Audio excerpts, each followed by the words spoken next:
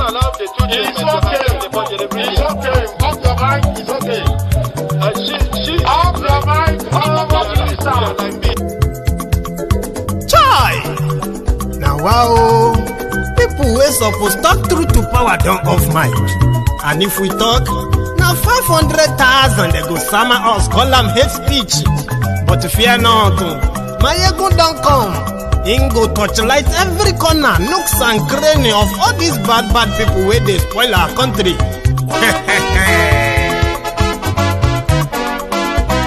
So my people make we laugh, oh, yo. My ego don't come, oh, yo. My people make we shout, oh, yo. My ego don't come, oh, yo. My ego don't come, man of the masses, oh, yo. My ego don't come, oh, yo. My ego politico, my ego don't come, oh, this one not the off in mind, my ego don't come, oh, and in the touchlight every corner, my ego don't come, oh. Okay, some people be they holla say they want the power. Chai, them be promise us say we go get light and power. Nah. Them hustle sote they can't get the power. But now they know they do anything with the power. Every day, dollar just they get the higher power over naira. See them talk say make we off mind, but thank God say my ego don't come. So my people make you laugh, oh, yo. My ego don't come, oh, yo. My people make we shout, oh, yo. My ego don't come, oh, yo. My ego don't come, man of the masses, oh, yo. My ego don't come, oh, yo. My ego die the politico, oh, yo. My ego don't come, oh, yo. This one not the off in mind, oh, yo. My ego don't come, oh, yo. Person where they do evil, no one make person talk. Them say that my egun, that man too they talk. He too they talk. Say my egun diary, he they hot like pepper. But every day then they take money in bulk. Woman picking, they the street they hawk. Still them talk say make we no talk. But thank God say my egun don't come. So my people make you laugh, oh, yo. My egun don't come, oh, yo. My people make you shout, oh, yo. My egun don't come, oh, yo.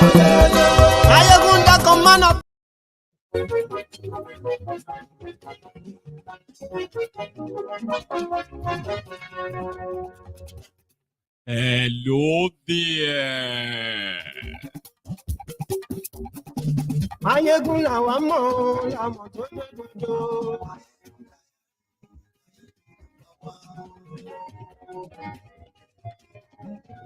Mayegun làwa mọ̀, làmọ̀ tó dodo.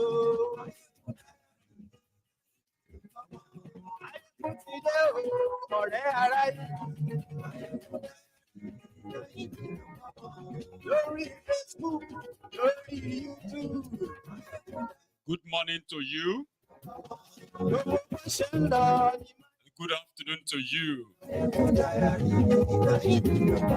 And good evening to you from wherever you are joining us.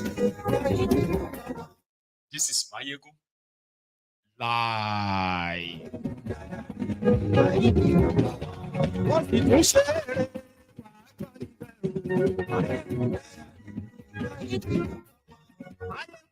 Thank you very much for joining me as you are tuning into the program this night. Read the caption of the broadcast and read beyond the caption of the broadcast. Read the description, share it, invite your friends, invite your not so friendly friends, and tell all of them that we pay Mayegun today.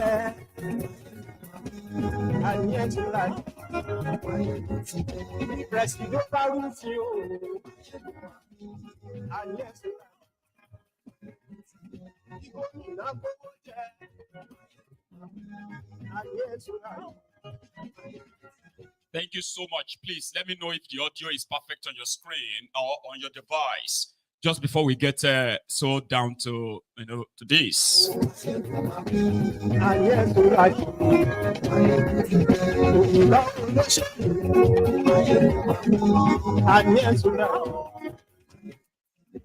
As they threatened, they actually tried it. Dokubo Stupid Service, on behalf of Kolu,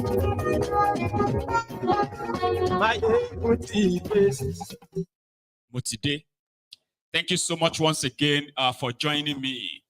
This is, your guy, Mayegun. So good morning to you once again. Good afternoon to you. And good evening to you from wherever you are tuning in and joining us this moment. It is Mayegun Live.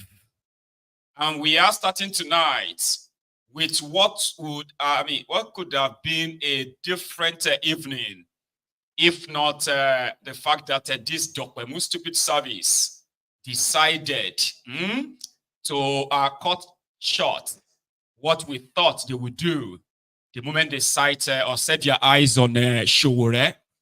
So this morning in Lagos, it was yesterday. Was it not yesterday that we were sort of, 2 nights ago, we were talking about the plot of Dokubo Stupid Service in planning to arrest Omoyele Sowore when they put him on their watch list.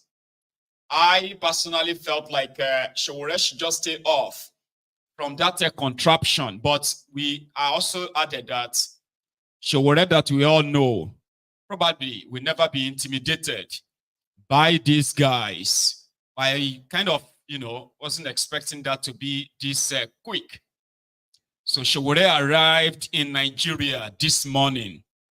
Upon his arrival, the Nigerian immigration or custom or whatever, they pounced on him.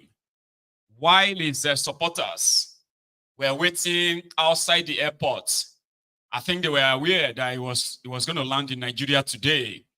So they were mobilized themselves, picketed the airport entrance, waiting for his arrival until Sowore tweeted that he has been arrested by the agent of Tifnumbu, who demanded for his passport. The order was that Sowore must be led straight. Immediately he lands in Nigeria, he must be moved straight to Abuja, and he was never to be seen again, maybe for a long time. I don't know what changed. So this morning, when it was held, and he told the rest of us, a lot of people started moving to the airport. And the drama at the airport in Lagos today, I wouldn't say that is why they let him go. No. But somehow that could be part of it. That is where we are going to start this evening. Also, when I woke up this morning, an information landed on my lap as usual.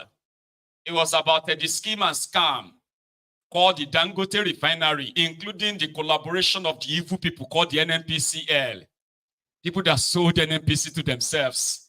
But yet they are still holding on to the Nigerian crude oil sale and money, which they never remitted anyway, up to this moment.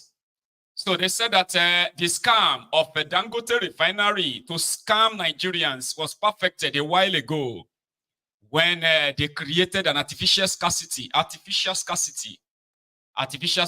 the petroleum product across Nigeria. Nigerians have been, oh God, man, they have been suffering looking for petroleum products, that so many of them have actually left their cars at home, not driving their cars anymore, because, it's pretty much unsustainable. All of these were artificial scarcity in preparation for the grand scheme. In fact, it was presented that these cries of a Dangote, as well as what looked like a sabotage from the NNPC scribe and the rest of them, could actually be part of the grand plot to lead all of you to what is happening or what is currently happening in Nigeria today. The highest fuel price in Nigeria history, the worst fuel scarcity in Nigeria history. Everything is making sense now. So we are going to touch that. But let's go to the airport this morning when the Dokubo Stupid Service, DSS, decided to carry out their threats of arresting Omoyele Sowore. And for what? Sowore is calling for a protest in October.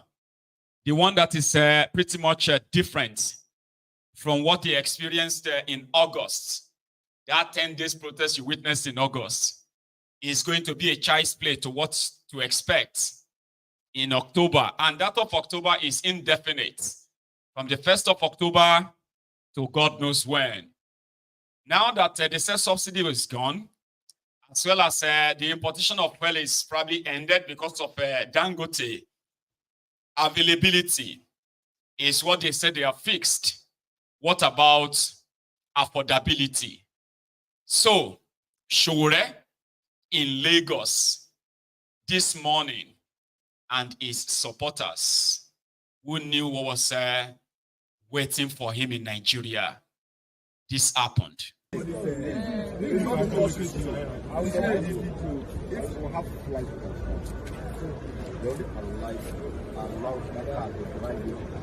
it's just a pickup. It's not a waiting point. Even the drum set, we walk through this place. Welcome him.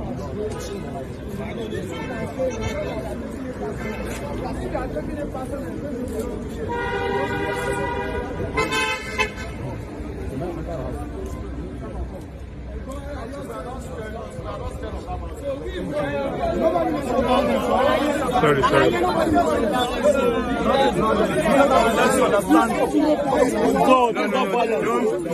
So don't just do that into the water. Just calm down. There's nothing like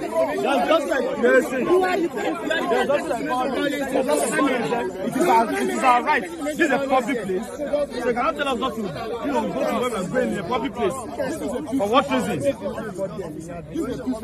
Please don't make it otherwise.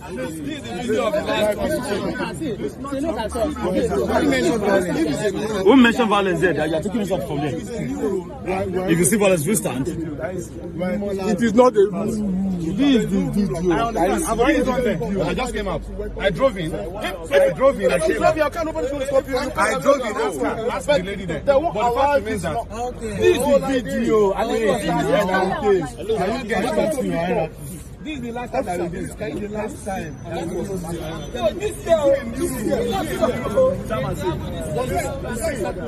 Excuse me. Why is this officer?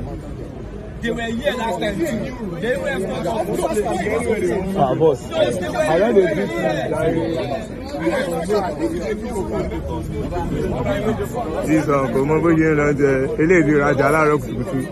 you don't buy the way your master said no fee said to.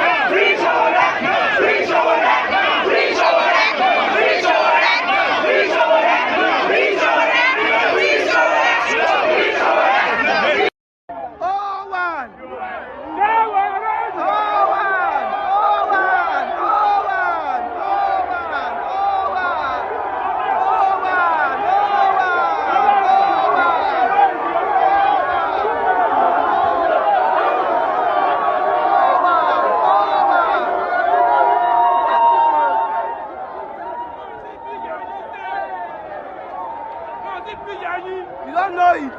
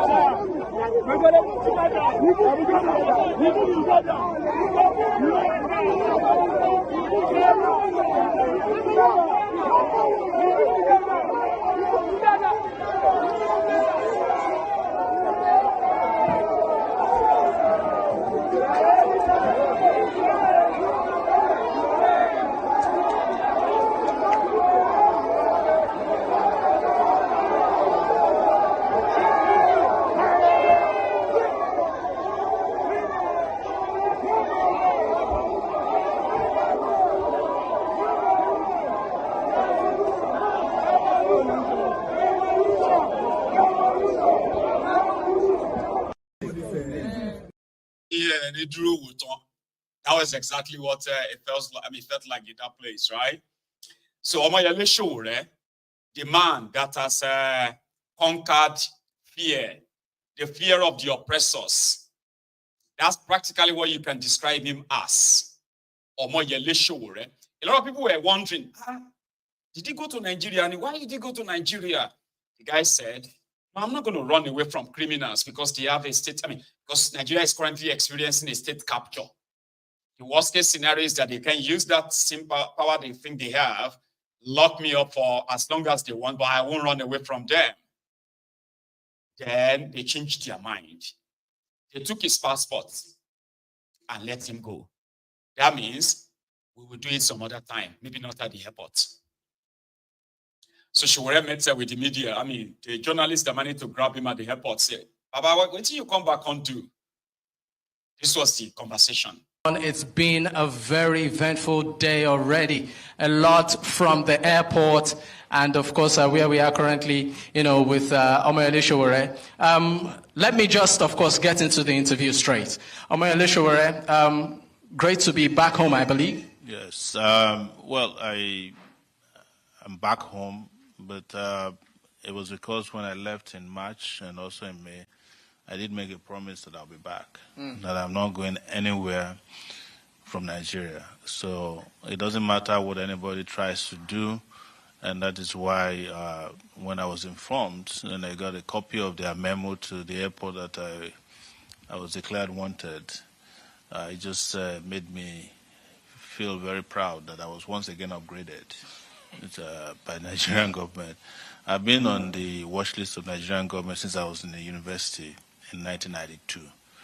But I found out officially that I've been upgraded to the highest possible level. So, what do you mean by upgraded? Well, so they have different grades. There are people who they watch, just generally, if you are leaving the country, they just try to figure out where you're going. But the level that I'm on is a level in which whenever I arrive, I'm supposed to be accompanied, arrested, and detained, and taken to the office of the DG of DSS. That's the level that I am. I think it's the highest level. It's like the GCON or the GCFR of the National Award for Troublemakers. So what happened this morning? Because we saw all of the drama that unfolded at the airport. We saw security forces trying to whisk you away, and at some point it looked like they let you go. Yes, when I arrived, they seized my passport. The immigration guy seized my passport when I presented my passport for processing.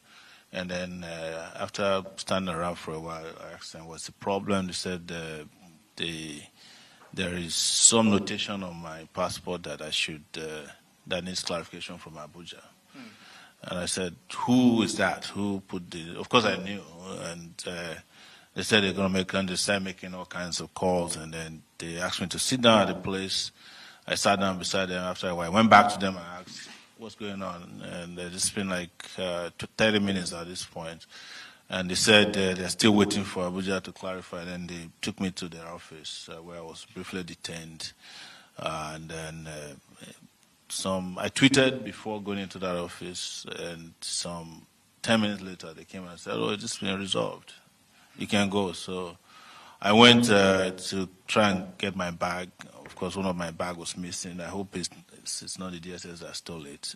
But you said one of your bag was missing. Yes. Is it still missing, or have you? Missing, but I've incidented with the airline to look for it, because the tracking on my phone from the airline shows that the bag arrived. So, but like I said, I don't want to. I hope they didn't try. So the drama outside the airport, as well as the furore that is detention at the airport generated online, possibly made them change their mind and say, you know what, we won't do it here. We'll do it some other time. Leave him. Let him go. And that was how the man under their watch list, the one they said should be arrested. Take a look at the memo again.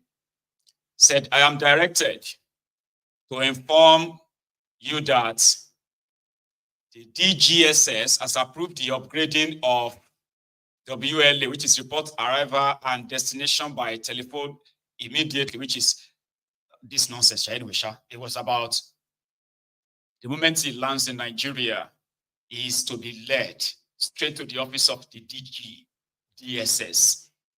A recent appointment made by Tifnumbu, where a Yoruba man is now the DG, DSS, the Dokpemu stupid service. So they let him go. He called himself a troublemaker, somebody that they would want to keep quiet, or it can't be kept quiet other than if you either going to lock him up or even kill him. And it's like somebody who is not afraid of both. And now he's back in that contraption. His appearance on our party's program, Arise, today, shed a bit more light. Let's go to that Arise studio with Sowore again. Treason, these bogus offenses of treason, but that is not our focus. Our focus is that we have a country to liberate and a people to save. So whatever offenses are thrown our way, it should not discourage us. It's up to the people to determine what constitutes the offense of treason. And in this situation, it is the Tinubu regime that is committing treason.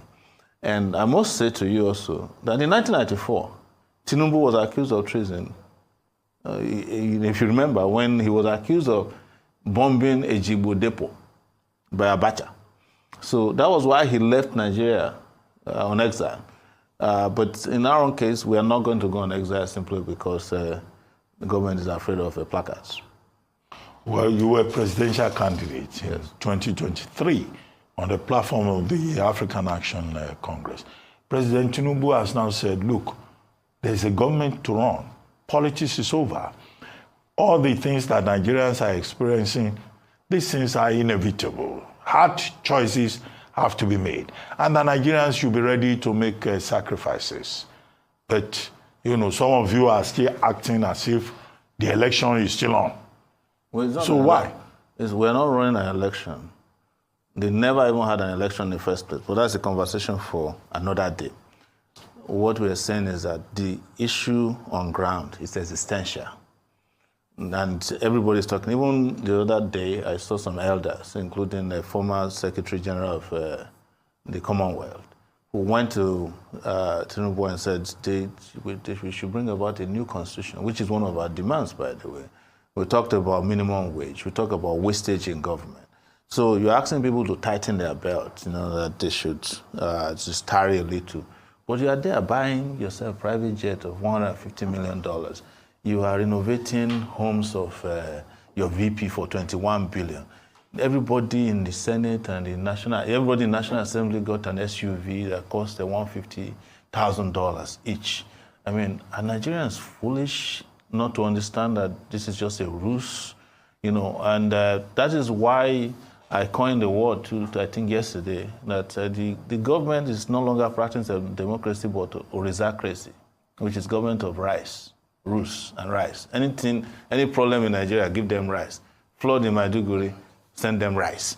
Education problem, send them rice. People are sick, send them rice.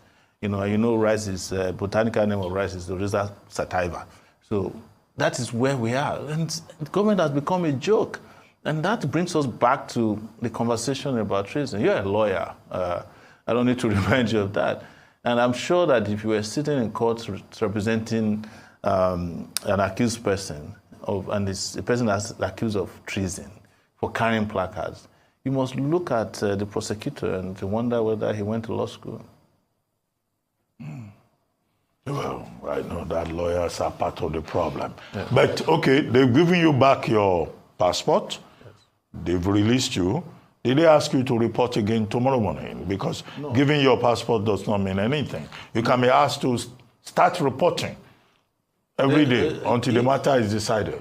What did they say to you? They just came to me and said, we were looking for, because I tweeted while I was waiting, while I was sitting in their office, that I'm now in detention and they've seized my passport. And they said, we're looking if you have a waiver for the watch list. I said, what's the waiver for watch list? And another 10 minutes later, they came and said, oh, we resolved the issue. You can have your passport back now.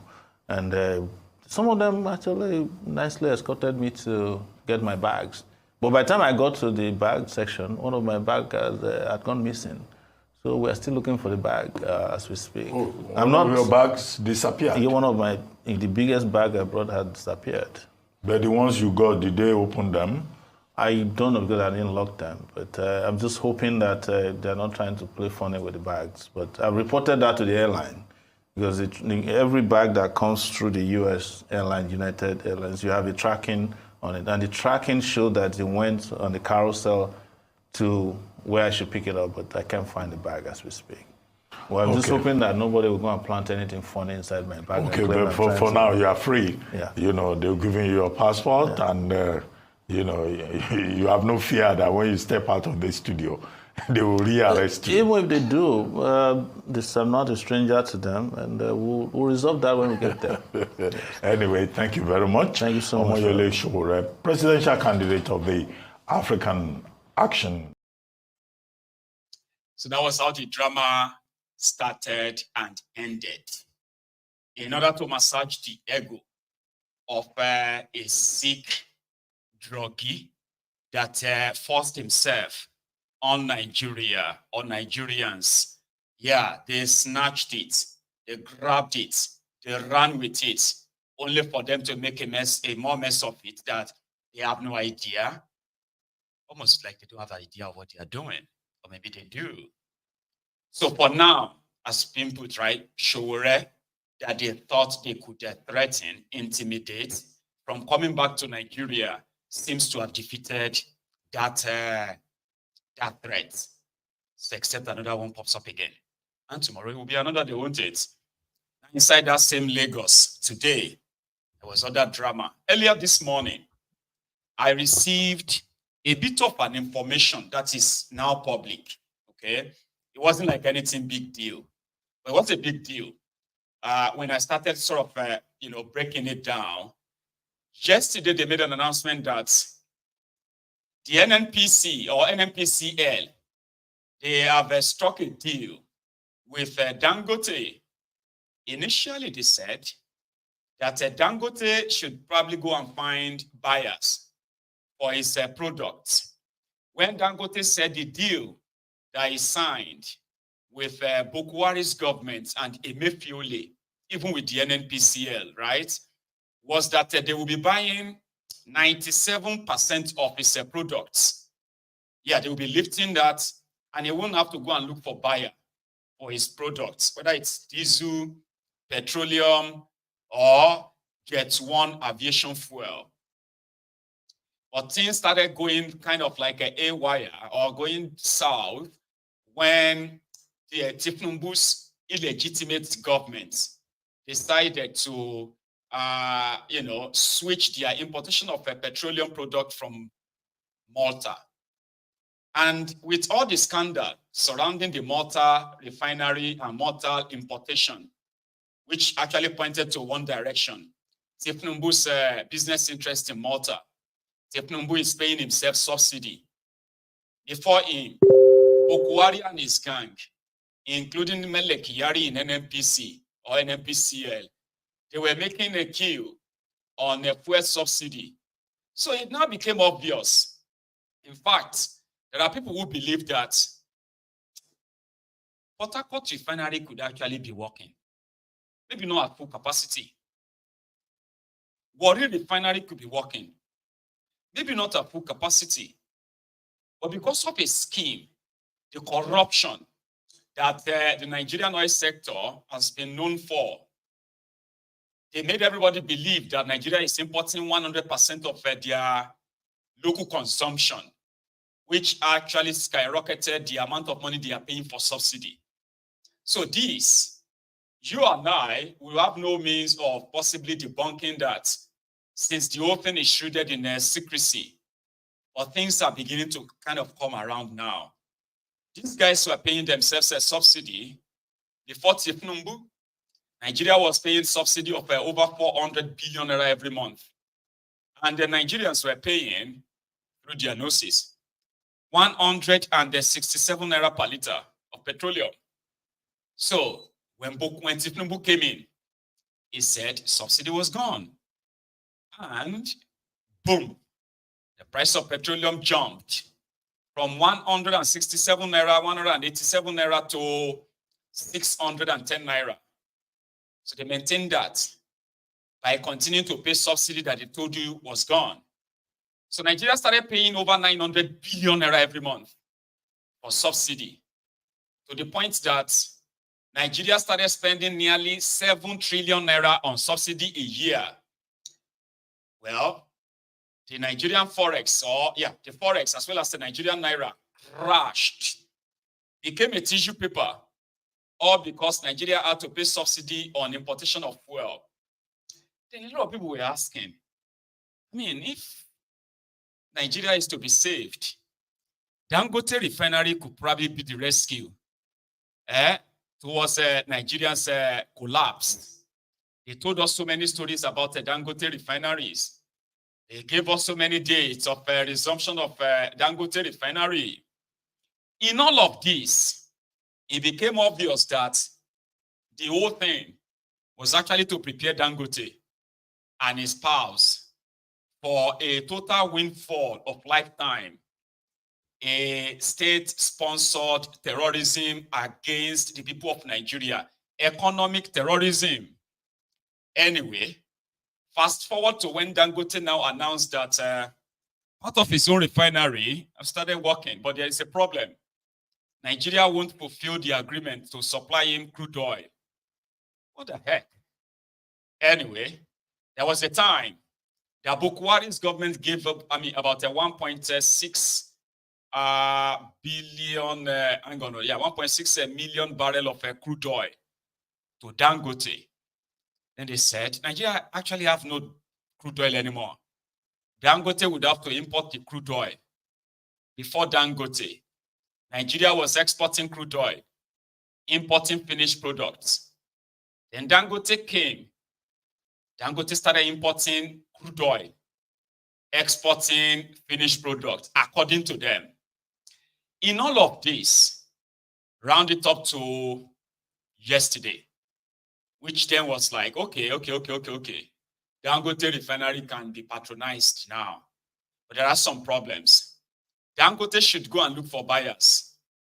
And if he can't, because the Nigerian NNPC can't, number one, can't supply him crude oil again, and they can't buy his products. Then they changed it again. Oh, okay, we will supply you the crude oil, and we will buy the product. This is the deal.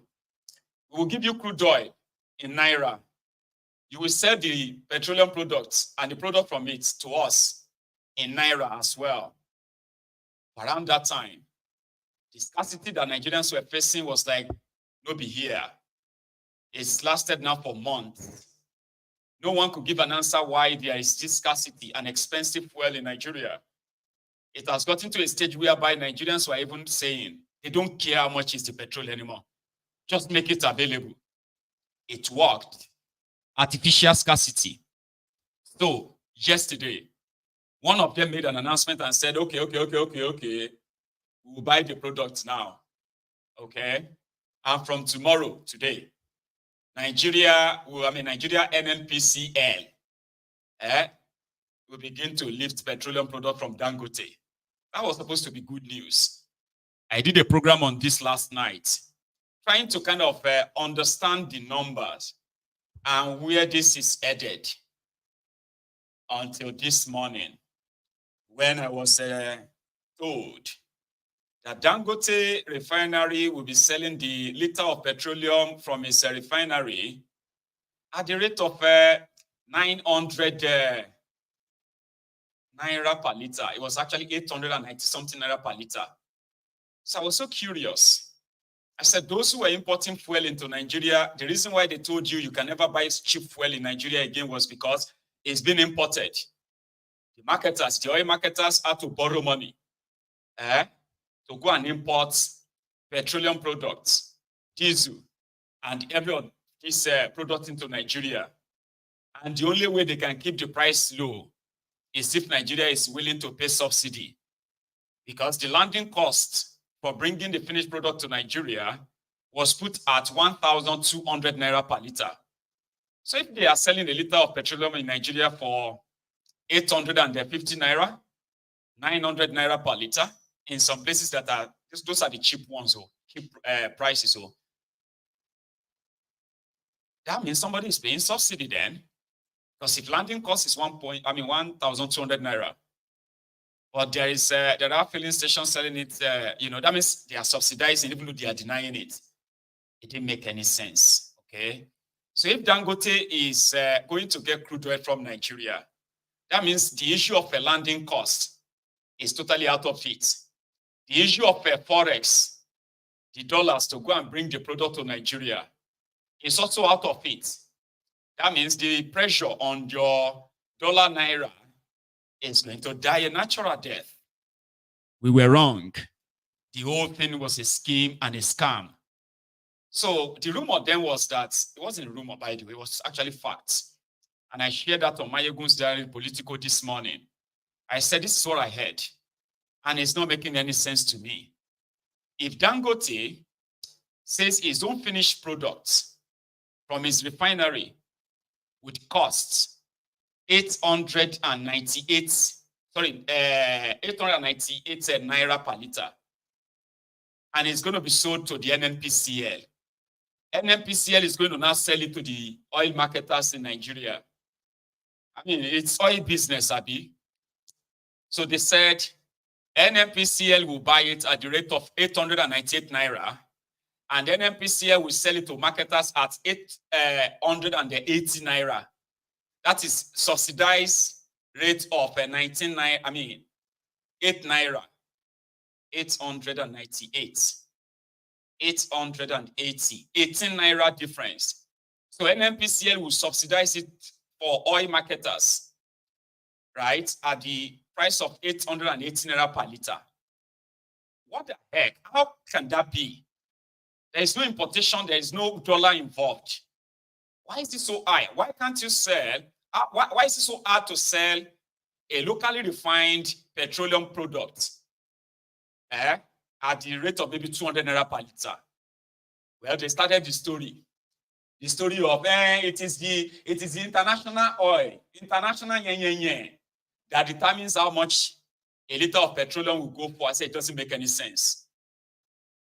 NNPCL have allocation from the IOCs, the international oil companies in Nigeria, the people that are actually like extracting your crude oil. They said they have an agreement to give the NNPCL in Nigeria about 250,000 barrels of crude oil every day. This was the deal. This allocation was supposed to go into the refineries in Nigeria, if your refineries were working, so that they can refine it and ensure that the product is readily available at a cheaper rate in Nigeria. The reason is this: the price of petroleum in Nigeria affects everything. If it goes up, the cost of living will go up. Price of food, price of goods and services, everything will go up.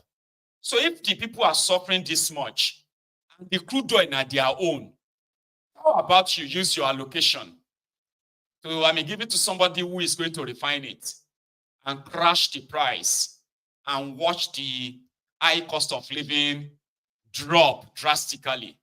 You don't have to pay subsidy, okay? Just take the crude oil from your backyard, give it to your refineries, and if you don't have any, give it to Dangote.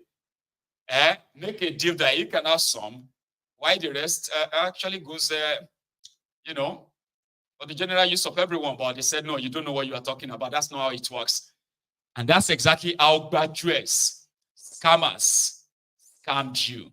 So it didn't make any sense to me. I said, if Dangote is going to be selling it for 898 naira, how much is NNPCL will sell it to the marketers? How much do you think the marketers will sell it to you? Since the imported fuel is already costing about 900 naira, 1,000 naira, 1,300 naira in Nigeria. Now you are not importing. So who is going to be collecting this money? Okay, I appreciate everybody that participated in that chat. Nobody was even abusing anybody this morning. People were just curious, asking questions, explaining few things they know, and boom. it came to pass. Dangote Refinery is selling a liter of petroleum for 898 naira. It's not imported though. So NNPCL will sell it for how much? We don't know. The marketers will sell it for how much? We have no clue. But one thing we are sure of is that the price of petroleum in Nigeria is never coming down. When they said they removed subsidy and all these scams, artificial scarcity was created, you are paying through your noses. So what then is the purpose of a Dangote refinery that they have been talking about since? What exactly is the benefit of you, NNPCL, supplying him crude oil? It was all scam. It was all planned for a day like this. Availability, not affordability. So they said they have to factor in the oil marketers' greed, which they have been enjoying through the fake subsidy that they have been using to destroy Nigeria economy, destroy Nigeria naira, destroy everything that they have destroyed so far. Reprieve is not coming your way. So they announced this afternoon, that is NNPCL, that they didn't tell us how much they are giving it to the oil marketers yet. But the thing is this, the price of petroleum products in Nigeria is not going to come down. Rather, it is going to actually go more, it's going to go up and up and up and up. There is no peace coming your way. The hardship is not going away. So now they are kind of telling people that the good thing is that Nigeria foreign reserve is going to grow now. How is that going to help you? If the cost of petroleum that has cost you a lot right now is not coming down. So what exactly is then the good news about Dangote refineries? Remember that Dangote refinery is a private business, but the politicians make it look like it is going to be your Hail Mary. Abi, is that what it's called? Hail Mary. Something that's going to come and change your lives economically. And a lot of you have been praying for the operation or full operation of Dangote refinery. So this morning, around 11 a.m., the trucks parked outside the refinery, they moved in to start loading. And this. Excuse me.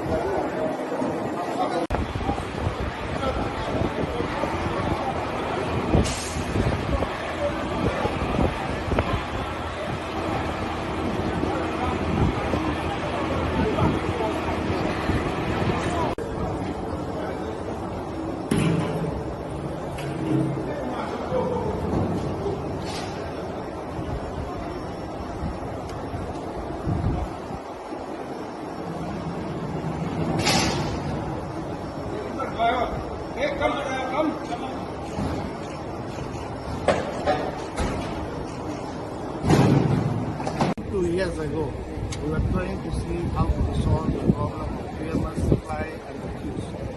Now, after 2 years, we now have a solution. And the solution is local production of PMS, and it is from a Nigerian-owned company. And as an EPC contract, it was constructed by a Nigerian company.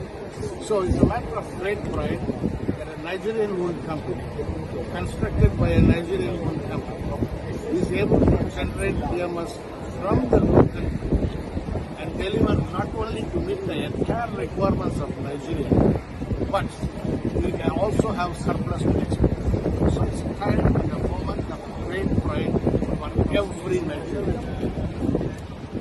So, sir, talk more about the capacity. People are interested in how many liters can the refinery discharge in a day? Well, if you look at the refinery as a whole, for PMS alone, every day with 650,000 barrels of crude, if you are processing, we can generate more than 54 million liters of PMS. 54. And of course, the refinery has a capacity to produce various other products. 44% of the production can meet the entire requirements of the 56% of the production has to be exported. So it's in the refinery. So it's not only going to be doing import substitution, but it is also going to make forex generation through export revenue. So we are going to save forex through two ways. One is import substitution. Instead of spending money, we import the petrol, the products, whether it's diesel, jet, or PMS, we can get locally produced product. And the exported product will also bring you forex.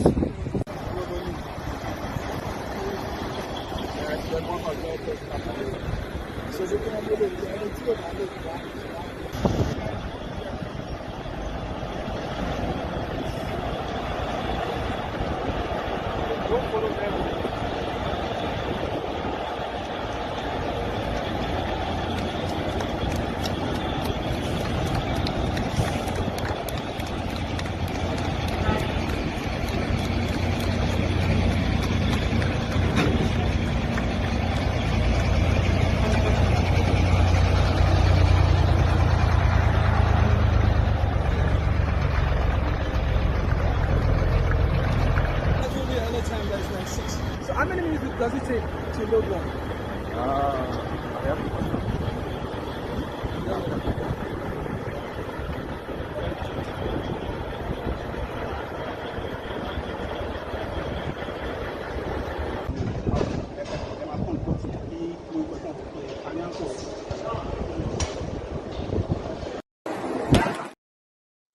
So, according to that head of operation, Dangote refineries currently have the capacity to refine just 50,000 barrels a day. Sorry, 50,000 barrels of crude oil a day. The capacity of the refinery, when completed, is said to be 650,000 barrels. So all the calculation we're doing yesterday about half of that is not tenable. But here it says something. Nigeria will give Dangote crude oil. That's what they said. And Dangote, in return, after refining it, it will give the product to the NNPCL. But they love to quickly drop that. That means that they will be able to produce or refine 54 million liters. But they are also eyeing the West African market. Their intention is not to really sell the product to Nigerians, or maybe a little bit of it. Their intention is to sell it to the neighboring Africans so that they can earn forex. They love to drop that in the conversation. As if to say, you, Mukaila or Lokada, you have any you have any gain from them selling or making a dollar proceed from selling petroleum to them in Togo or in Ghana or elsewhere in West Africa, when you are still paying through your nose to fill the tank of your Okada, or you, Taju Foga, who need petrol or whatever, or diesel, sorry, petrol, to power your vulcanizer pumping machine, and you have to pay through your nose to be able to afford the 5 liters. But they will drop it in it and say, it's going to earn us forex. It's going to get forex. The idea was for you to be able to buy affordable fuel. The crude oil producer, that the citizens are not benefiting from it. You know what that means, right? It simply means that this Dangote refinery was not set up because of you. It was practically set up for themselves. And you are you are part of those they intend to what? To actually kill economically. But trust the politicians. It was a day, a big day. Let us go to Dangote refinery, a big achievement. The petroleum product from there will be sold to you at the rate of 1,100, 1,200, and it's bound to go up too. How much do you think they will sell it to you? But while you don't, led other delegates to the Dangote refinery to be part of the first day of the refinery being of them loading the oil tankers. And you, as a Nigerian, Forget about the hardship. Forget about the price.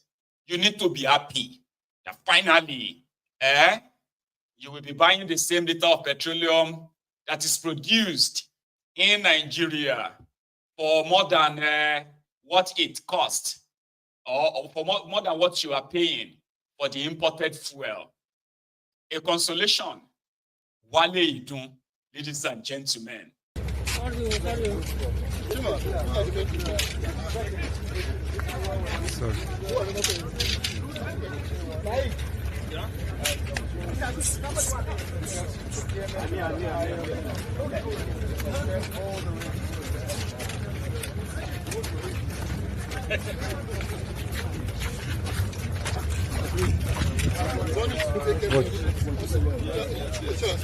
Supply of petroleum products, in this particular case PMS, petrol, to the Nigerian market for sale in Naira.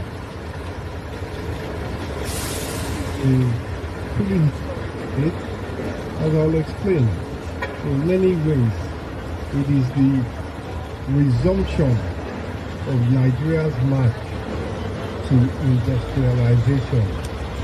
It is a return to something that we had before.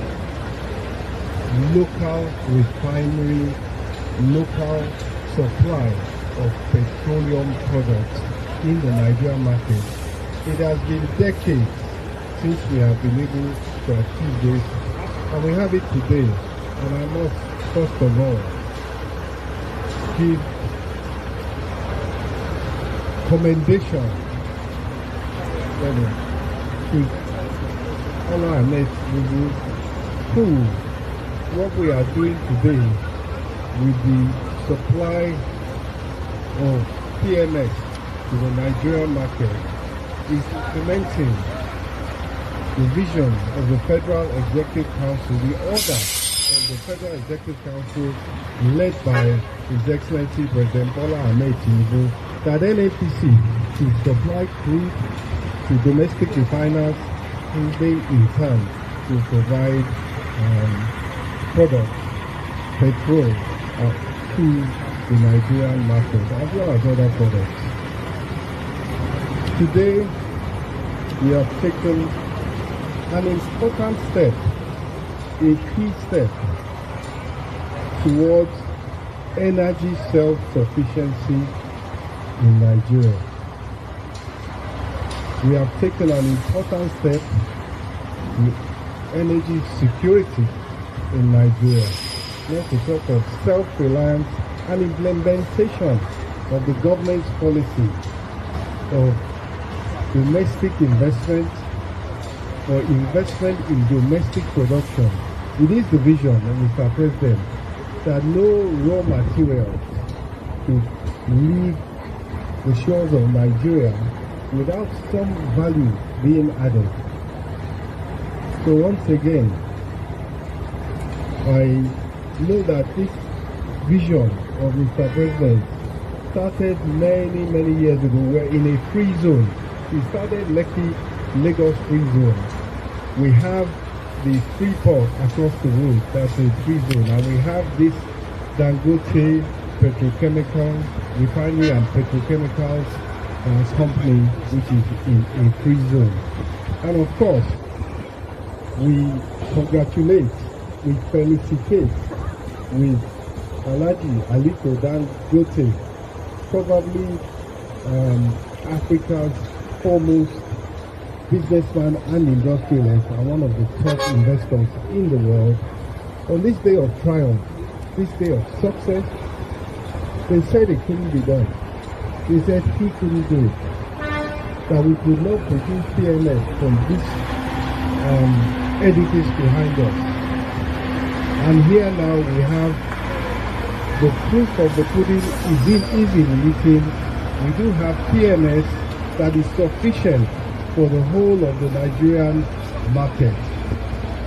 And of course, that is the ultimate objective, that we produce domestically. And we call on all refiners, all domestic refiners to come together to not only supply the domestic market, but also to let us change the narrative and have legal exports, legal earning of foreign exchange into this economy by providing, in the first instance, the sub-region. We know that Nigerian PMS is feeding the neighboring countries. Let it be done legitimately, let it be done formally or officially, and of course, that too will give us extra foreign exchange revenue, which is all important for our overall well-being of the economy. So once again, we are all happy at this day. We all congratulate all those, and I must pay particular commendation and gratitude to the technical subcommittee that did the nitty-gritty of having NNPC agree with, in this case, Dangote Refinery and Petrochemicals Company on the various terms on which this transaction will be done, where it will be possible to provide crude to the refinery and the refinery in turn. Nuisance, Lele. The more you look, the less you see. No, some of you are so tired, you don't want to listen to him. It's all right. I'll stop the video.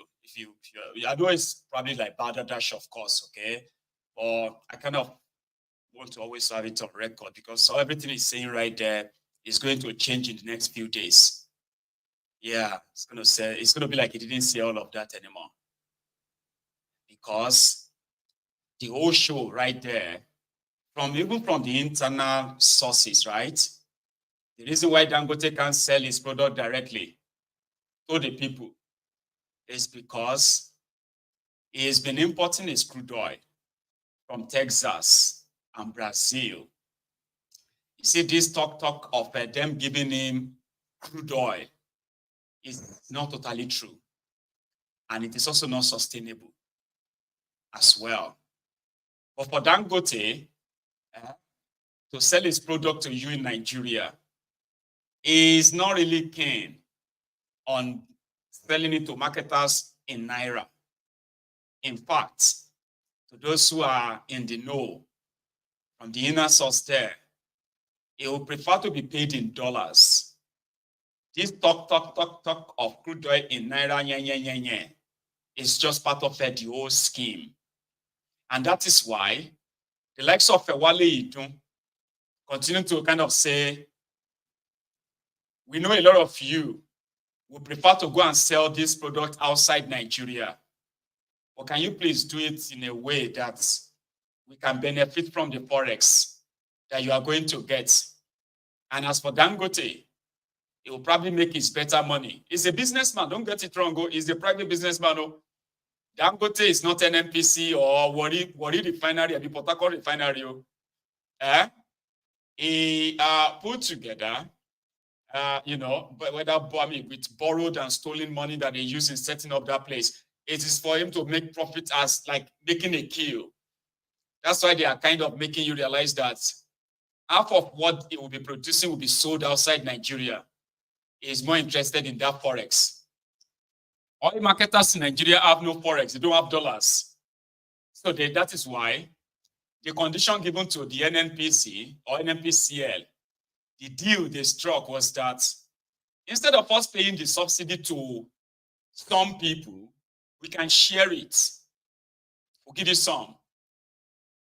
And then you can just sell it for whatever you want to sell it for. But let's tell Nigerians that this is a great day, a great achievement. Now that you are producing locally, what exactly is the advantage of producing locally now? When imported fuel, you buy that for how much? 900 naira, 950 naira, 1,000 naira, 1,050, 1,200, 1,300 in some places. So what is the exact benefit of Dangote Refinery if they make an agreement that says NNPC will buy from him at the rate of 898 naira. That's like 900 naira from the source. 900 naira. How much do you think they will sell it to you? He's a businessman, of course. He didn't set that up because of, even though your money is part of the money they use in setting it up. The scam runs deep. Here is a marketer that has something to say. They should let us buy directly from him and make our own kind of deal with him. What kind of deal would the Nigerian oil marketers make with Dangote that will make your, number one, erase the thought of you having any cheap fuel? Forget the idea of the price of petroleum going down, and maybe the price of goods and services will also go down. Forget that, bury that. This Shady, it shall be permanent. It's not me, oh. That's what they are singing, oh. It shall be permanent. It shall be permanent. This Shady that Kolu has brought upon you, it shall be permanent. But this marketer. Costs, for example, why is it not cheaper to buy directly from Dangote Refinery than it is to buy from NNPC? Now, it's cheaper to buy from Dangote if Dangote is selling to us, but I also believe that this is policy. No, I'm talking about price, not the policy. Because about the price, not the policy. Yes. I'm trying to explain. Okay. That's what I'm trying to explain. You also remember that Dangote specifically said in one of their statements that they are going to sell only to NNPCL. Because I also believe that NNPCL have a huge investment in Dangote. So I think they are giving them the offer of first refusal first. They will start with NNPCL. Well, we're not against that. NNPCL has been giving us petroleum products. We are cool with that. You understand me? But for us to be in the same line in terms of this competition in the downstream sector, as they are giving to NNPCL, they also should give to independent marketers. That is what we are talking about. And we also will determine our own price. It is an open economy. You understand me? We will determine our own price and we sell cheaper. I have told you before that when fuel was 185, we are selling 180. We brought down our price. We are selling. What we want is to make turnover. And the more you do good turnover, and because our stations are strategically located, the more we make more profit. So we want a situation where we can be able to determine price that is even lower than what NNPC have set. That is our we are not against NNPC. We welcome the issue of giving NNPC. It is maybe their government, is their policy. It's a private company. We cannot dictate, although it's serving Nigerians, we cannot dictate how they operate. But what we are saying is that NNPC should give independent marketers their volume so that we can meet our marketers and share it. They will come and sell at a more cheaper price. No longer, nobody is now paying PEF. We are also bearing the cost of logistics. If I'm taking this product from Lagos to Damaturu, it is the independent marketer that will bear the cost. Government is no longer paying PEF. PEF is gone. Petroleum Equalization Fund is gone. So whatever it will cost me to take this product from one point to another is what I will sell. Yeah. So it's an open market. If that is why you see these lots of cars at the filling station. You understand me? Where people see the product is being so cheaper, they will put their vehicles and they will buy. Yeah. I mean, if you are selling very, very expensive, they will not buy from you. Okay. So we want to sell cheap. We want to compete with the NNPCL. I mean, it's good. You see how they scammed you, Nigerians? Like Aramco, Saudi Aramco, the national oil company of Saudi Arabia. That's exactly what the NNPC should have been, but they sold it to themselves. And they turned it into a private this or private that. See the scam, okay? When APC, Egbekegbe, came to power, there was NNPC. The role of NNPC was to make sure that the regulation around petroleum products favors Nigerians. So they ensure that the supply of the product, which is either to refine it locally or import it, will always, be sort of regulated, not to put or unleash any kind of economic shock on the country. that will kind of trigger other things. So that's the role of NNPC. It wasn't meant to be a profit-making enterprise per se. The profit NNPC should be making should be coming from possibly the taxes they are getting from these marketers and all of that who are selling the product to you. That's where they should be making their money from. And also, if your refineries are working and they are taking the crude oil, because now their crude oil, they don't buy it, they don't have to pay at all. So they take the crude oil to your refinery and refine them, sell them to the market in such a way that those who want to sell as independent marketers, they too will also sell, and you can choose where to buy. But when these guys came in, they broke that. They created a fraud. They created shares in it. They said it is called NNPCL, a private oil company, which is still funded by the public. Those who are working in NNPCL and NNPC, they are being paid with taxpayers' money.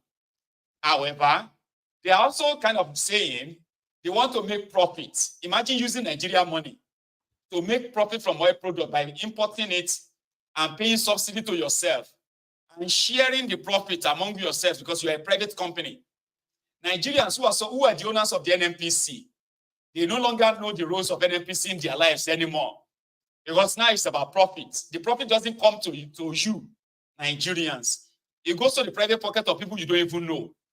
But the same NNPCL is also collecting money from the sale of Nigeria crude oil.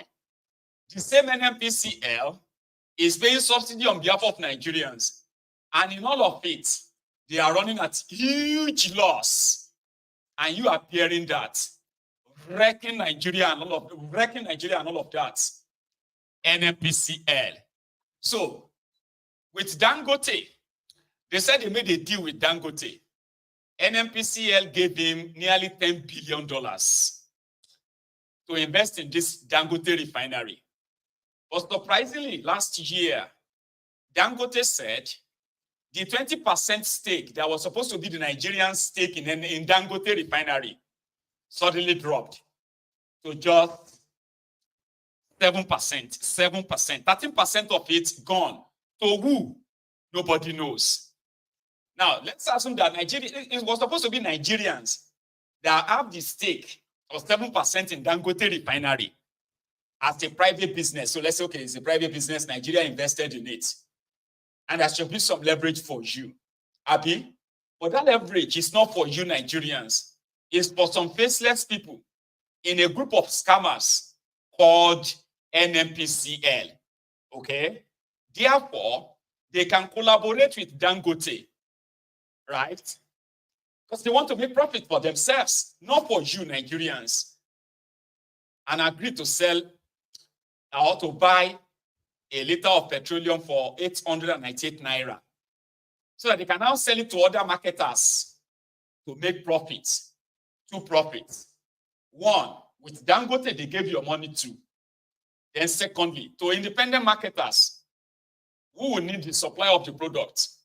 So if Dangote can sell to them directly and giving the right of first refusal to NNPCL, a private company, a private Nigerian company.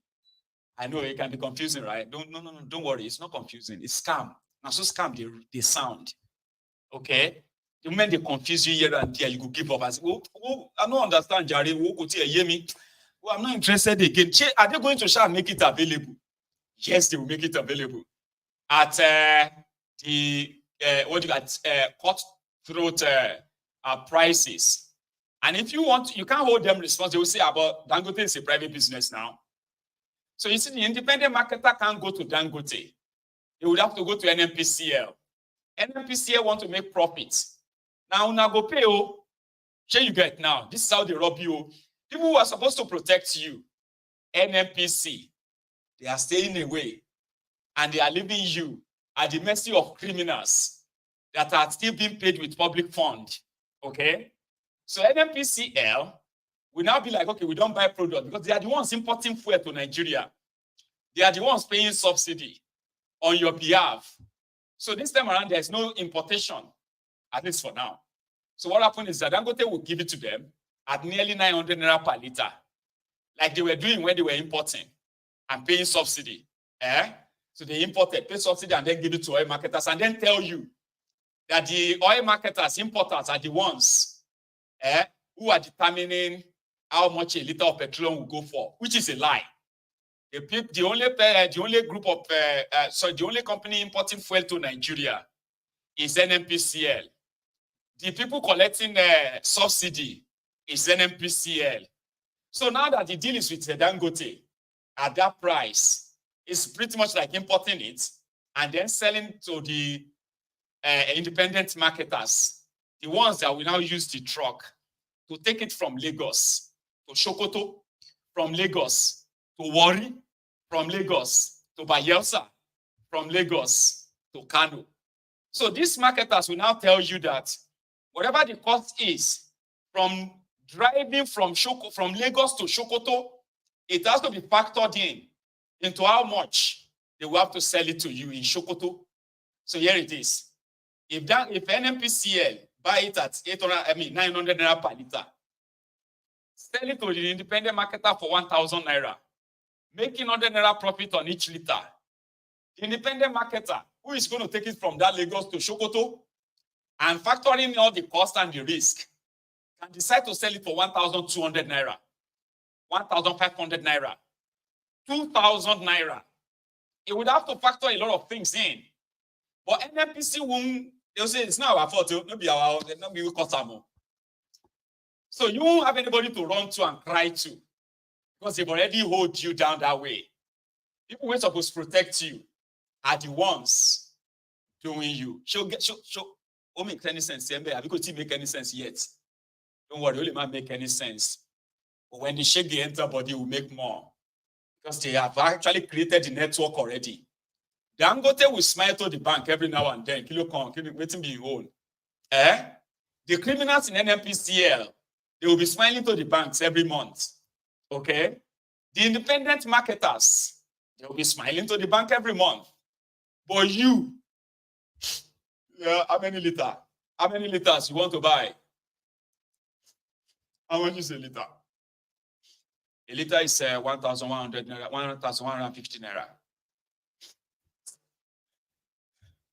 Yeah, give me 5 liters. Give me 5 liters.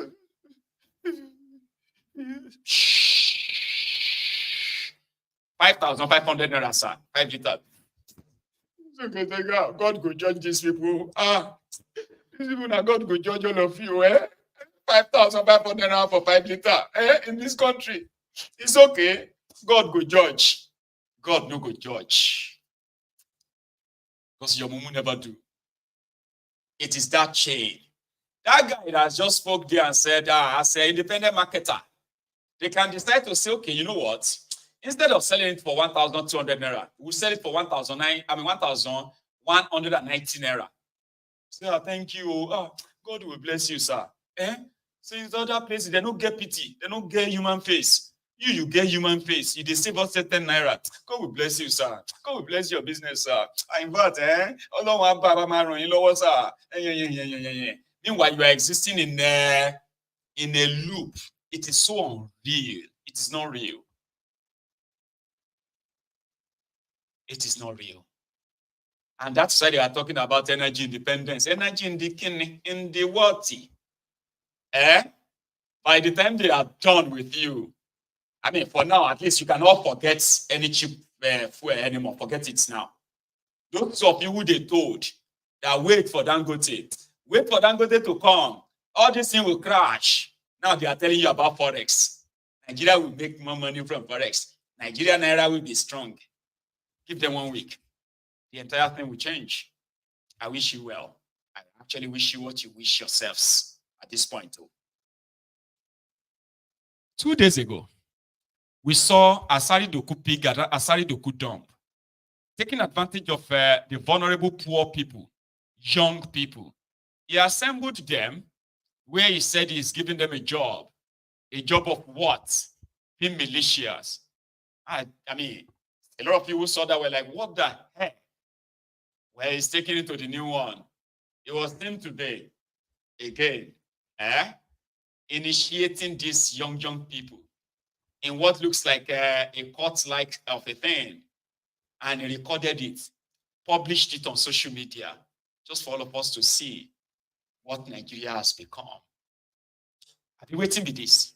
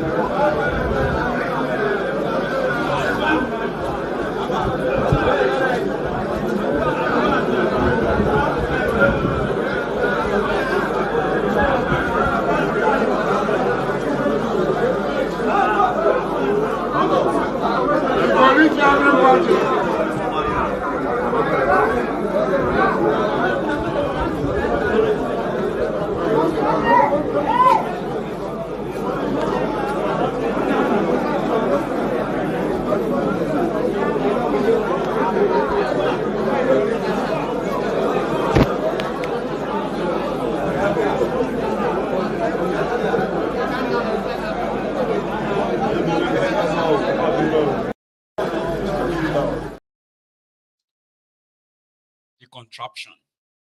So I think that's like initiating them or giving them power or giving them audition. They tell you, you pray for Nigeria. Ask them to what end?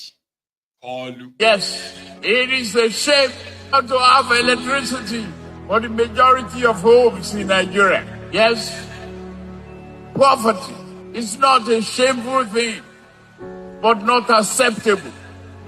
We must banish it.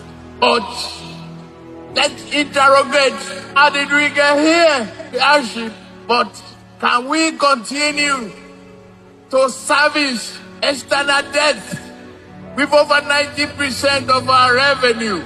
It's a path to destruction. We cannot continue that. We have to make hard decisions. It takes unflinching courage, like men and women of the bar, if we must achieve greatness as a nation. What do we do except take bold decisions? It could be painful at the beginning. In the medium term and long run, it's not about you. It's not about me. It's about the generation yet unborn. So I don't make too many mistakes. I don't say I will not make mistakes. Too many costly mistakes. For Nigerian nation's building is extremely apt, is extremely relevant to the present day situation in our country. We have to get it right. Where is the level of drilling down on the inquisitiveness of Nigerian intellectual properties will take off? This is not the Ahmed Bola Tinubu I know. Since 1992 when I encounter you, I don't think this is the Ahmed Bola Tinubu I know. That calls me his friend and I call him my friend, and calls me my son, and I call him my father. This is not how a Bola Tinubu.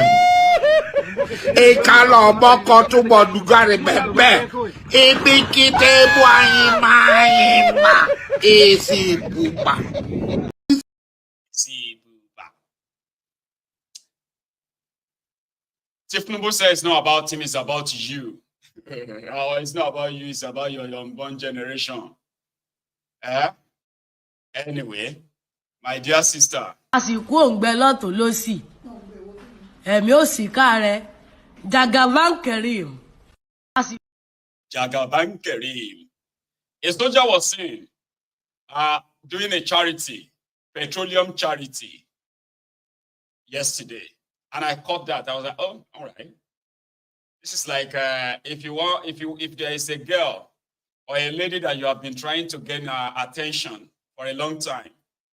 If you enter their house with 10 liters of petroleum, even in Papa, welcome you and treat you with and give you a VIP treatment. Because it is what it is now. You'll be saving a lot of lives. No, but you'll be so appreciated if you go anywhere right now and you give them, say, I just say, make a call, say hello, take this petrol.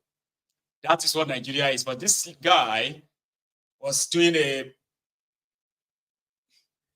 a petroleum charity for drivers, I think somewhere in Lagos 2 days ago.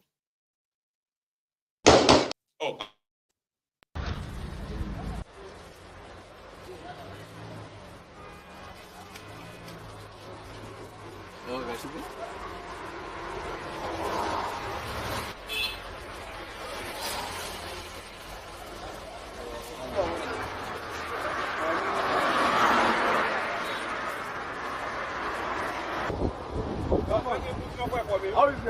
My friend, don't finish the one.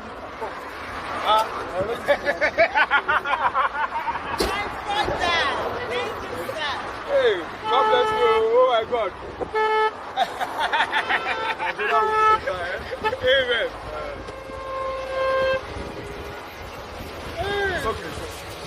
Wow. Hey, God bless you. This one, my friend finished already. Don't finish your prayer. All right, don't finish now. Thank you. Just go. Tap.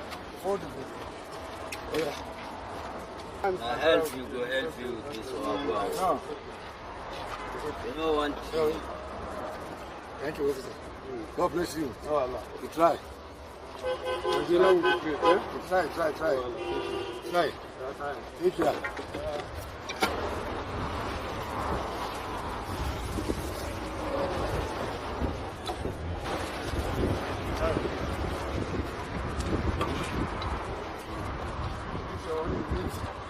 You need bonus coin.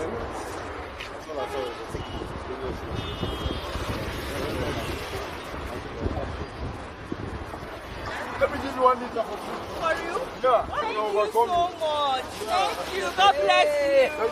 Thank you. Thank you so much. Thank you so much. Welcome.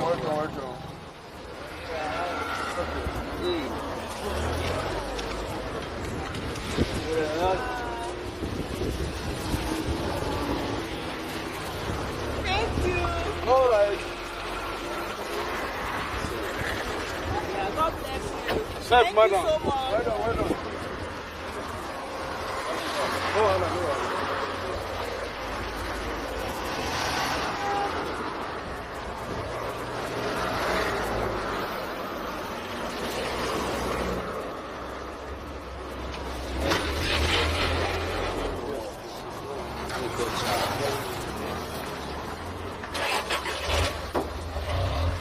Okay. I don't open on that side. All right.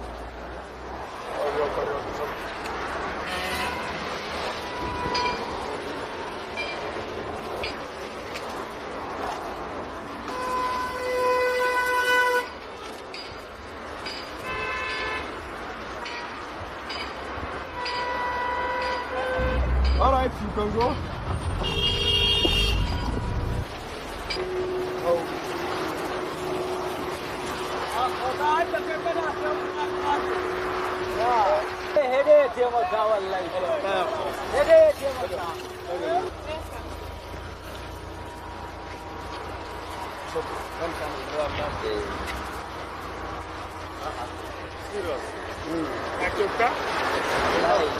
Yana yin taimakon shi ne kawai shi mu ma muna can ya ce mayin wuri ya bulayi kuma yake taimakawa bayan Allah rayuwa saboda halin rayuwa wani ma ba shi da mayin ko tara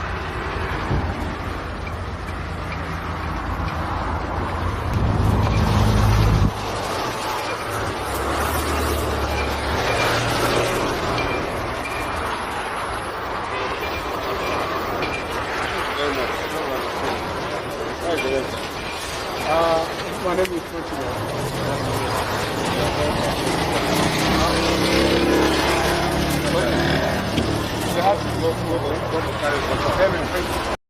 The more you look, the less you see. If they explain Nigeria to you and you get up, you know they upset, you know vex you, I can bet it they don't explain them to you at all. Well, they don't explain them better. Soldier, was there buying petroleum product fuel from black markets. People queue to buy fuel from filling station. The filling station wasn't selling. The gas station was not selling. But people who are carrying jerry cans, they have access to buy fuel. Nigeria is not real, right? To some of us, we believe say Nigeria is not real. Wait, how you go take explain this one? It's a throwback. Don't let them lie to you about change of currency. They've never understand what inflation is all about. They never understand what money laundering is all about. They never understand keeping our currency in the dark corner of their room. To change and torture, move the exchange rate from 200 to 800. If they have repaired it, if they have arrested this, we won't be where we are today. We will be greater. They don't know the way. They don't know how to think. They don't know how to do. Àsìkò òǹgbẹ lọ́tún ló sì ẹ̀mí ò sì káàrẹ̀ Jagaban Karim.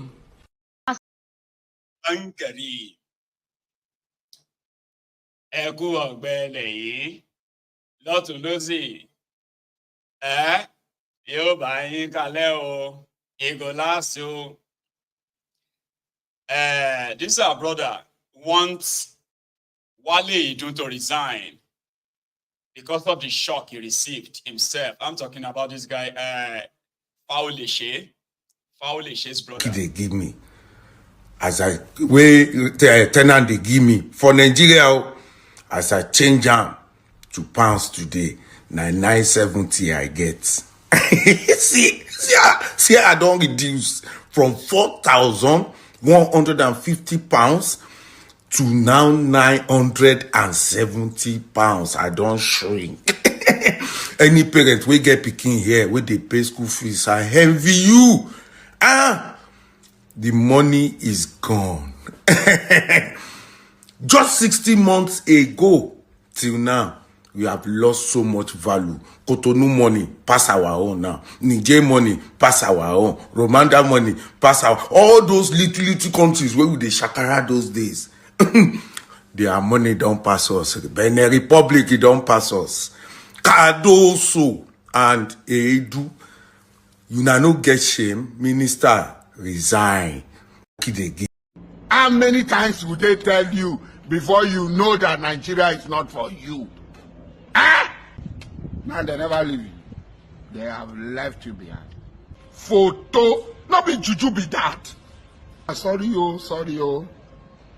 May God not allow them, make them kill you. 70 years old man. Oh. Now mumu na too much. You be mumu. You think say they wise? How many times? Woman. Asari Dokudumb, Asari Dokupig, Asari Dokufood. That is, something that we always sort of go back to say. You be mumu. Especially those of you who kind of will say, I am a proud Nigerian. You are a proud mumu. Put it that way. Yesterday in Edo States, you remember that with a week dared the PDP governors to move anyhow if they don't go see anyhow. Well, they were in Edo. And according to them, it's just one lousy, loud, ignorant mofo. They didn't say that. I mean, that one. I'll show you what they said. When they, first thing first, right? Shitty man was there. And Baba, I saw the crowd of people in Edo States at APC, Egbekegbe's rally. And I was asking myself, now hunger caused this one. I've been our Obaseki failure. That some said now hunger, people just wanted to go and collect money, blah, blah, blah. But I was like, okay, that's the excuse you always give. But there are those of you who are actually preparing and willing to still vote for APC, Egbekegbe in your Shady election, in that contraption. Now hunger Kosam, Kosam. I'll come back to that. PDP responded to with a wicked said guy on channels yesterday. They did so while they were with Obaseki in Edo. And our elder brother, the eldest governor that is leading the governors forum, a resource person par excellence, Governor Obaseki. We are all with you. We are together, we are unified. There is no division in the governors forum. And we are not pompous or proud. We are not arrogant. We are not joining issues with ignorant people. We are going to use the hindsight of knowledge and strategy and tact to be able to conquer. But all of us will be here in Edo. Yes, sir. You have not seen the area of governors in any state. That is the manifestation of the respect the governors have for you. You are a cradle of civilization. You are warriors. Politics today is not only persuasion, it's assertion. You have to assert yourself. Exactly. And we will help you to do with all power and reticence by the grace of God. Amen. We thank you for your support for our elder brother, Governor Obaseki, and the gentleman that is coming that cannot be compared with the other side. We wish all of us victory, and we will all be here on the election day. Thank you. Bye-bye. Thank you, sir. Nuisance, Lele. That's the Boko Haram, the Fulani terrorist sympathizer. He is the Bauchi state governor. Remember him? He was the guy who told all of us that we are just being paranoid for nothing. When we said that the Fulani terrorists should remain in their Futa Jalon, Futa Kego, and the Futa Sorrow, Futa Sadness, wherever they come from. But he said, an average Fulani, in fact, all Fulanis believes that Nigeria is their country. All Fulanis all over the world. And one day, they believe they will congregate in Nigeria and they will live among us because Nigeria is their country. I said, well, they will live in northern Nigeria, your Sharia north, not in Yoruba land. And I know it's never going to happen in Igbo land as well, in Biafra. So since that day, no matter where I see that mofo, that's how I chat like a man, wove in sheep's clothing. He's from Bauchi. His name is Bala Muhammad, a member of the People Destroying People. How about their chairman, Atifku? He has a message.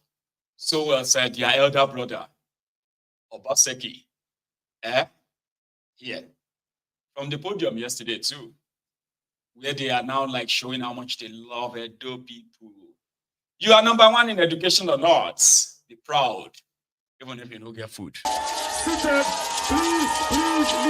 Benin was agog as national leaders and other heavyweights of the People's Democratic Party (PDP) threw their weight behind Asari Dokudumb and Asari Dokudumb.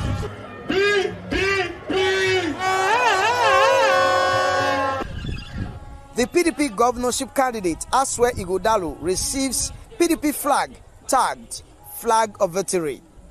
The People's Democratic Party PDP is hereby presenting you the flag of victory. The flag of victory. We have done it before, we will do it again. Good luck and all the best.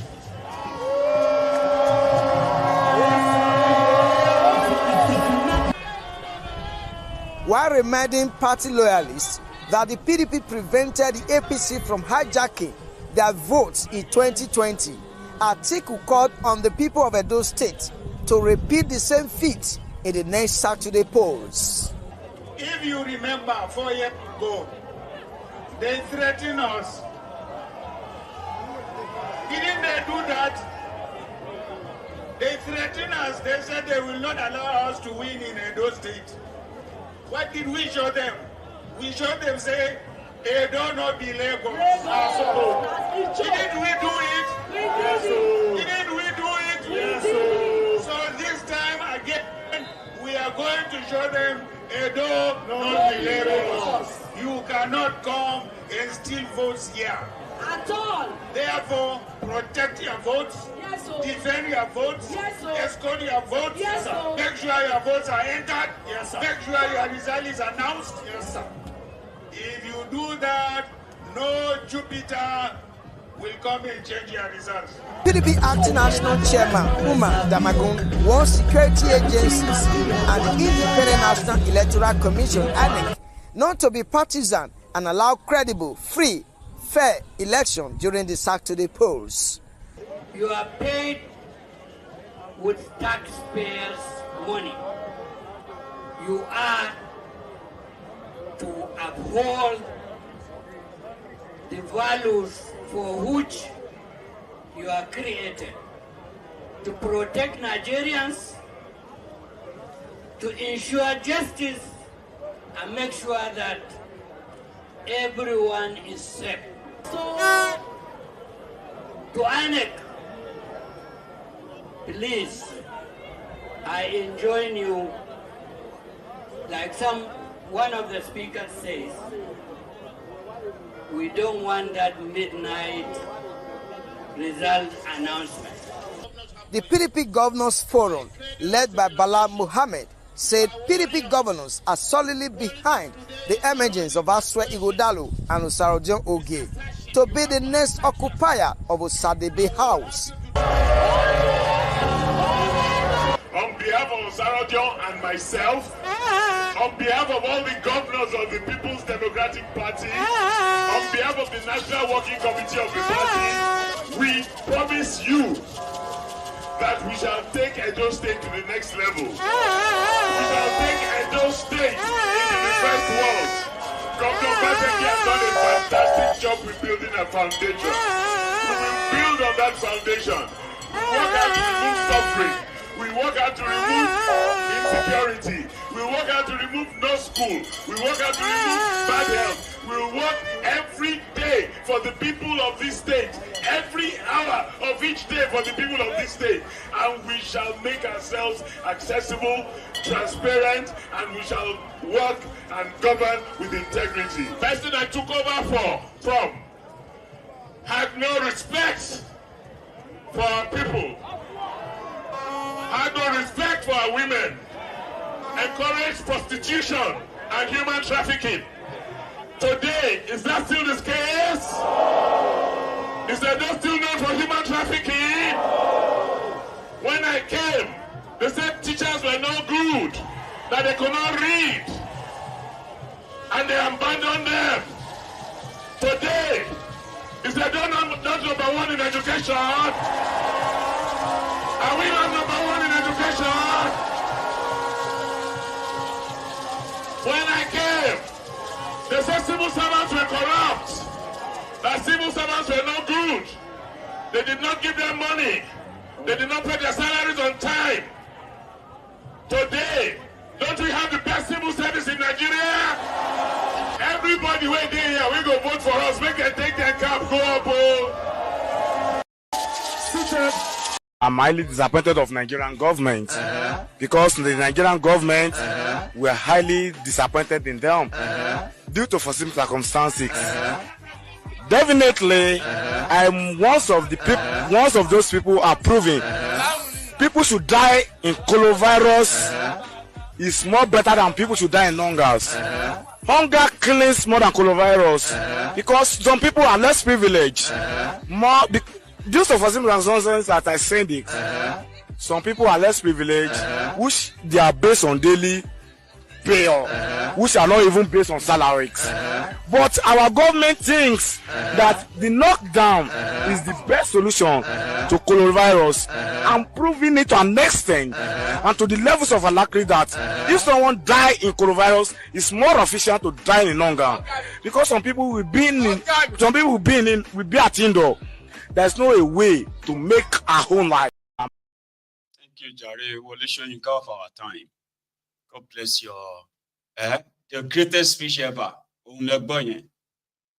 Because inside he knows what he's talking about. The people die in coronavirus. Nigerian leaders believe that people die in coronavirus than to die of hunger. I mean, why would anybody attend the APC rally to do what? They share food. That's now maybe now Baseki failure, or because people are hungry, or maybe both. I don't know.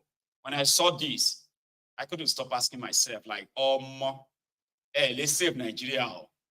I'll keep reminding you, the place is not redeemable.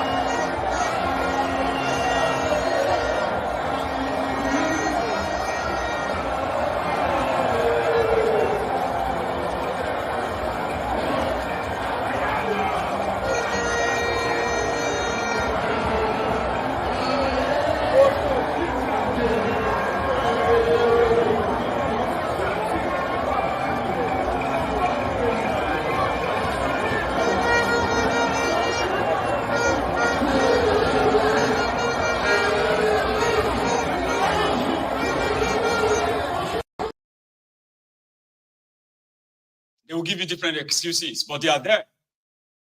Like, we see the face for Nigeria right now.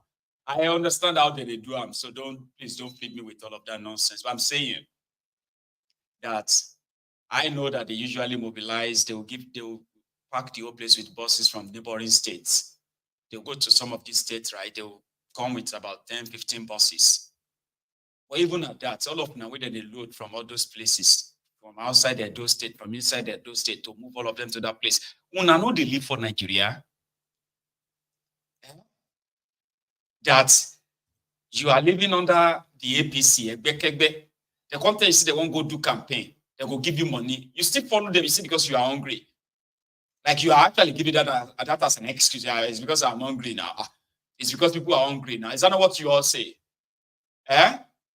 People are hungry, Jare. That's why I'm like, about which level of hunger will make you decide to? Okay. I remember when I was in Nigeria, right? My late great-grandmother used to say that when they pray that may you not eat from the hands of your enemies, that it is not a prayer that a poor man should say amen to. And I asked her then, like, why? Is that not a good thing that not to eat from the hand of your enemies? She said, when you grow up, you will understand.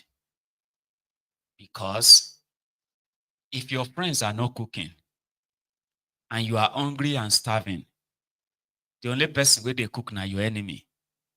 First thing first, you go first chop. They alive. Before you can decide what is right or what is wrong. Something like that. That may your situation not get to a stage whereby you would have to actually eat from the hands of your enemies. I was like, amen. And it worked for me. I will never eat from the hand of my enemy, ever. It's a tough one that sometimes everything is not food. They give you 2,000 naira, they give you 5,000 naira, that will last you more than a day. But you've given them what they wanted, validation, legitimacy. And they can continue to suffer you and make your life miserable. So it is counterproductive to say because you are hungry, that's why you have to go there and collect their money. You will continue to be hungry, because whatever they give to you will finish. It's not an excuse, but it is a typical Nigerian way. I go collect my own. And that's exactly what they will do too. The person that is the governorship candidate of APC, the guy cannot even address anybody.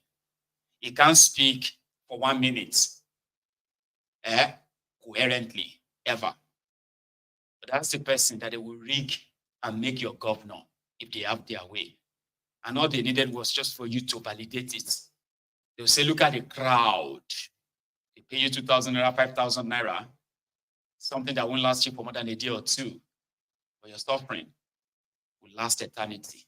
It's actually an act of stupidity to say, now money that they bribe them, that's how they go. It's so stupid of a thing as an excuse.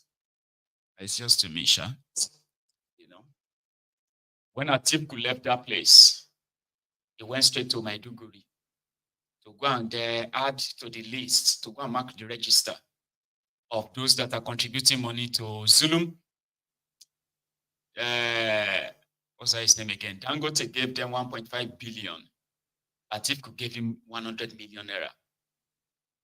Right? He didn't meet the victims of the flooding. Okay? He went to go and meet the criminals responsible for the flood. The man responsible for the entire destruction of the city. People responsible for whose negligence caused the loss of lives across Maiduguri. But they are paying homage to him and dashing him money. It is Nigeria way. The purpose of our visit has already been announced by the Master of Ceremony. I want to let you know that whatever affects Borno, that he said, also affects me. It is in that capacity, therefore, Your Excellency, that we have come here with my delegation, as mentioned or announced, to commiserate with you, the government, and the good people of Borno State. This is a monumental disaster that has not been witnessed before in the history of this state. Therefore, we want to let you know that you are not alone in this sad event, which led to the loss of thousands of lives. And to offer our deepest condolences to the repose of those who have died. Of course, it is a time of rebuilding, because that is what follows immediately after such disasters. And we are not alone in that. We want to let you know that we are all partners as far as the rebuilding of Maiduguri and Borno State in general is concerned. Therefore, I want to announce my own contribution to the rebuilding of Borno State to the tune of 100 million. And we will appreciate details of where that money can be paid into. And of course, finally, we pray for the repose of the souls of those who have died. May Almighty Allah grant them eternal rest and peace. The purpose of 2 years ago, similar, I don't know if some of you even remember. I don't know, maybe you remember. Now, Google it now. 2022 flood in Maiduguri. How many people died? And how many properties destroyed? It is still going to happen again. But the one that recently happened, you want to see what Maiduguri still look like? This is it.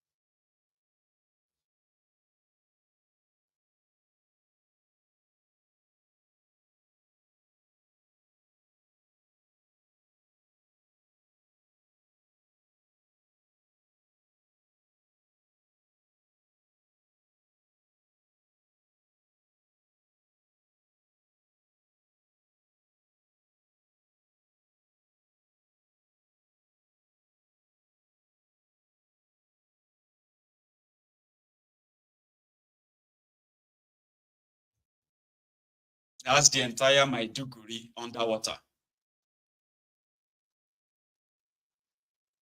But they are contributing money to the guy who got 816 million naira just to maintain the dam that finally collapsed and submerged the entire city, the entire state capital. They are contributing money for him now and sympathizing with him. 1 point something billion, 200 million, 500 million, 3 billion. They are giving the money to him. And he, in return, is sharing bread and cooking food, as well as a bag of rice to people that can't even sit anywhere to cook anything. In Nigeria, the one that is still coming will be brutal. Take a look at what Shiroro and others look like, in case if you don't know what is still coming. Don't keep people like this. I think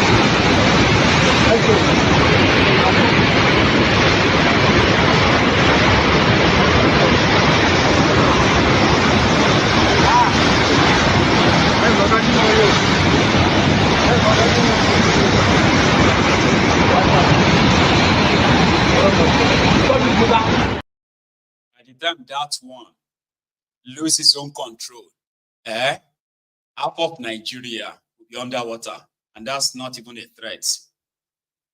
Let them continue in their corrupt way. Corruption.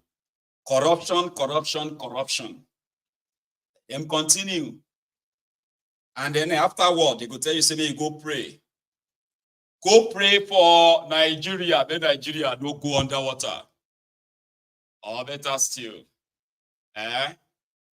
like they have done in Obalende, in Lagos.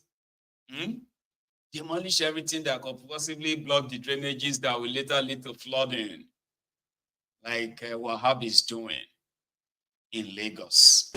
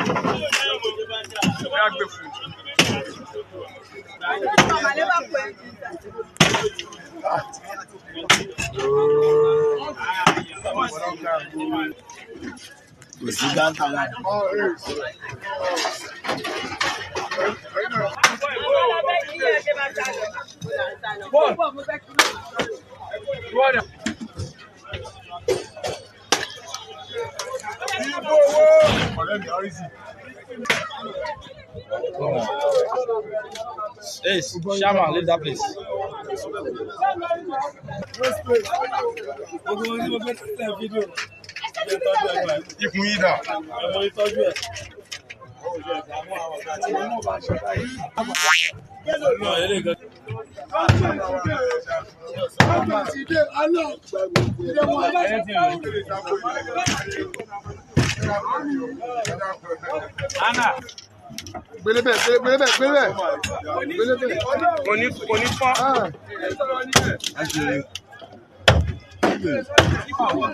My glass, yeah.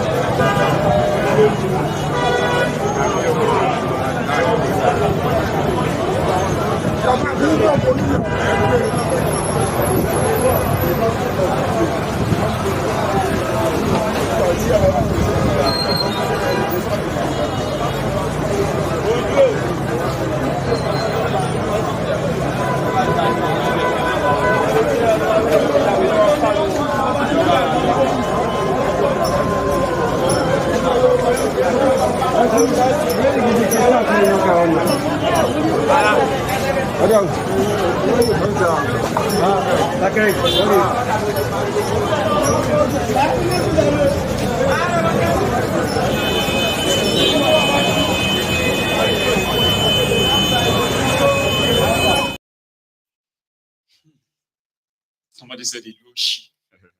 There's a place in River State called Obulama, Abi Obabuama. Please, is it called Obuabuama or Obulama or something? I don't know. They said that the Ijaw youth clashed with Asari Dokudumb, Asari Dokudumb guys, unconfirmed. The only thing I confirm is that people were shooting at themselves in broad daylight and there was no police in sight. Pray for me. This single video, I think I will play it. Because this single video could have YouTube tell us to take the entire broadcast down. I go play Pari, I go take it down. No, but you need to know. Somewhere in Port Harcourt, I've been Obulama, I've been Obulama. In Rivers State, this happened. In broad daylight this afternoon.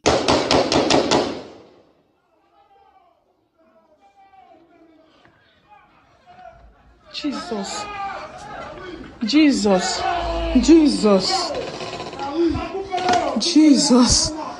The gun need to enter their body. Jesus. Jesus. Jesus. Jesus.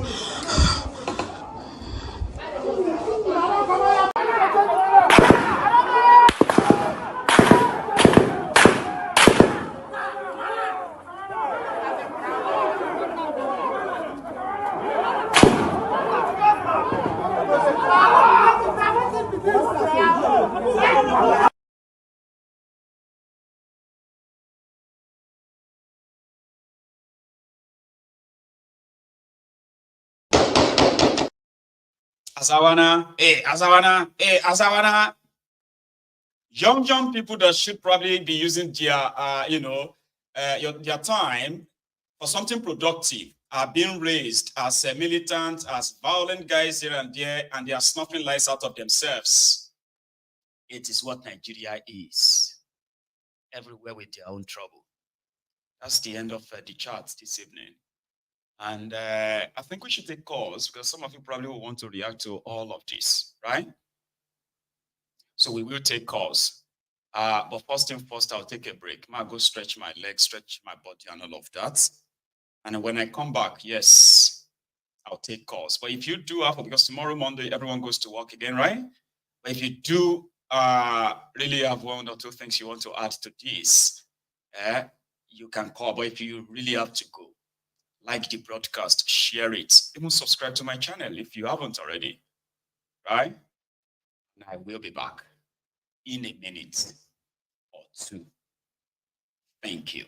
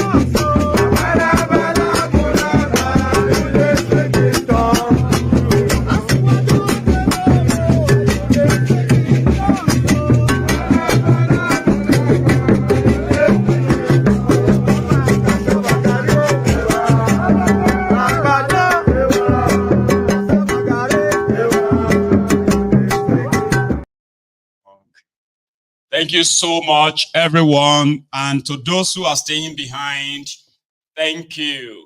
I think I have my first caller this evening, and that will be you. Hello there.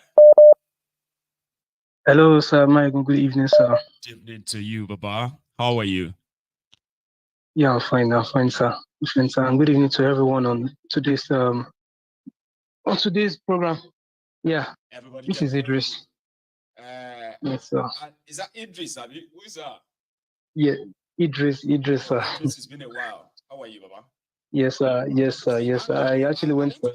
See, I'm getting there, right? I want to ask you, Americans, how come your cap, right, it's not done in a way that it can be so round. It seems always like to just face up like that. If I try to force it down, I'm going to look different. Maybe I should leave it that way. And you see, I'm going to look different. It's not going to enter my head. If it has to, is that why they have to do this design under here? Thought to. Okay, don't worry. It should be between me and my own letter. So, Idris, how are you? I'm fine, sir. The cap actually look nice on you. Thank you. I even thought you switch your studio to Texas. So it's thought who brought it for me from Houston or so. And yes. I've been flying it as if to say I don't enter Houston before. So it's actually cool. Anyway. No, actually, yes. So I actually missed. I missed a lot from the programs because back for like a week, a month now, I went for my final exam. So I just completed my exam. How was it? We thank God a program of 5 years turned to 7 years just because of the rubbish country that we are into. The ASU strike, COVID-19, and everything. So we actually use 7 years for a program. So no. Finally, I'm done. I'm actually writing my project. I want to say something. All of now we did this place. I actually have a special place for this young man, right, in my heart. And one of the things that I've actually wished for him is that, among others, okay, is I want somebody from this platform, right, to help me work something out, right, and help me get this guy out of Nigeria, please. Or Idris, yes, see, there are those who can really make that happen. And I want people to actually take it. I should probably make it private and making it public. You are one project I want to make happen so that, in another few years, right, your full potential and every other thing you probably aspire or all of that, right? You could probably make them happen. Sir. Nigeria won't let that happen. Or other places can make it happen. So I'm saying it now. If there's anybody who actually love my able so much, I wanted to take Idris project as a project that is so special to me. I want this guy out of that. So I actually want to thank you, sir, especially because somebody's going to take it up, okay? Or contribute to sir, I want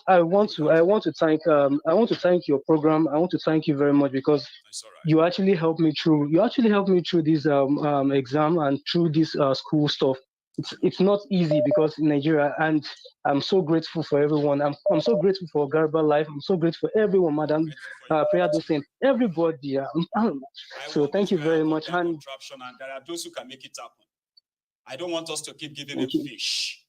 Okay, he's got a daughter, one beautiful, adorable girl, right? Daughter. And I have a daughter. What motivated me to leave Nigeria was my daughter. Kuforola, my daughter. You see, you know what happened, right? When I was in Nigeria, okay, and Nigeria was really a horrible thing at the time. Every time I look at my daughter, I said, I will do everything, right? That everything I passed through in my life, my daughter will never pass through it. And I'm grateful to God today and to those who actually helped me too, right? That my daughter is not going through what I passed through. This is unrelated to this program this evening, and that's why I'm saying it out now. If you actually really can make it happen, I want this guy out of that contraption so that his full potential will not completely be destroyed in that contraption. No amount of help we can give to him in that contraption that can actually help. And because of that, his daughter, any one of you watching me right now, please, you will be doing something that is so dear to my heart. If you can make that happen. Idris, don't worry about the rest, okay? Just make your contribution, all right?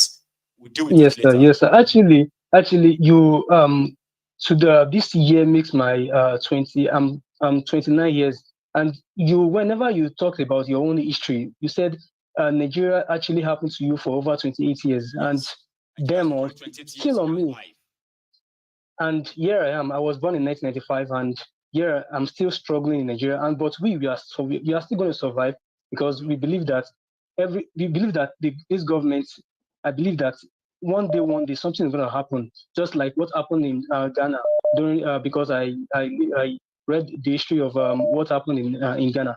But what I just want to know is that it's until when we all open our eyes to see the better things, that is when we are all going to reshape our memories. I don't know. I don't understand why we're still going to be having some people still going to rally when we should actually be fighting for the just cause. Now, if fuel is now going to almost 1.5. If I took up a job of dispatch rider every day.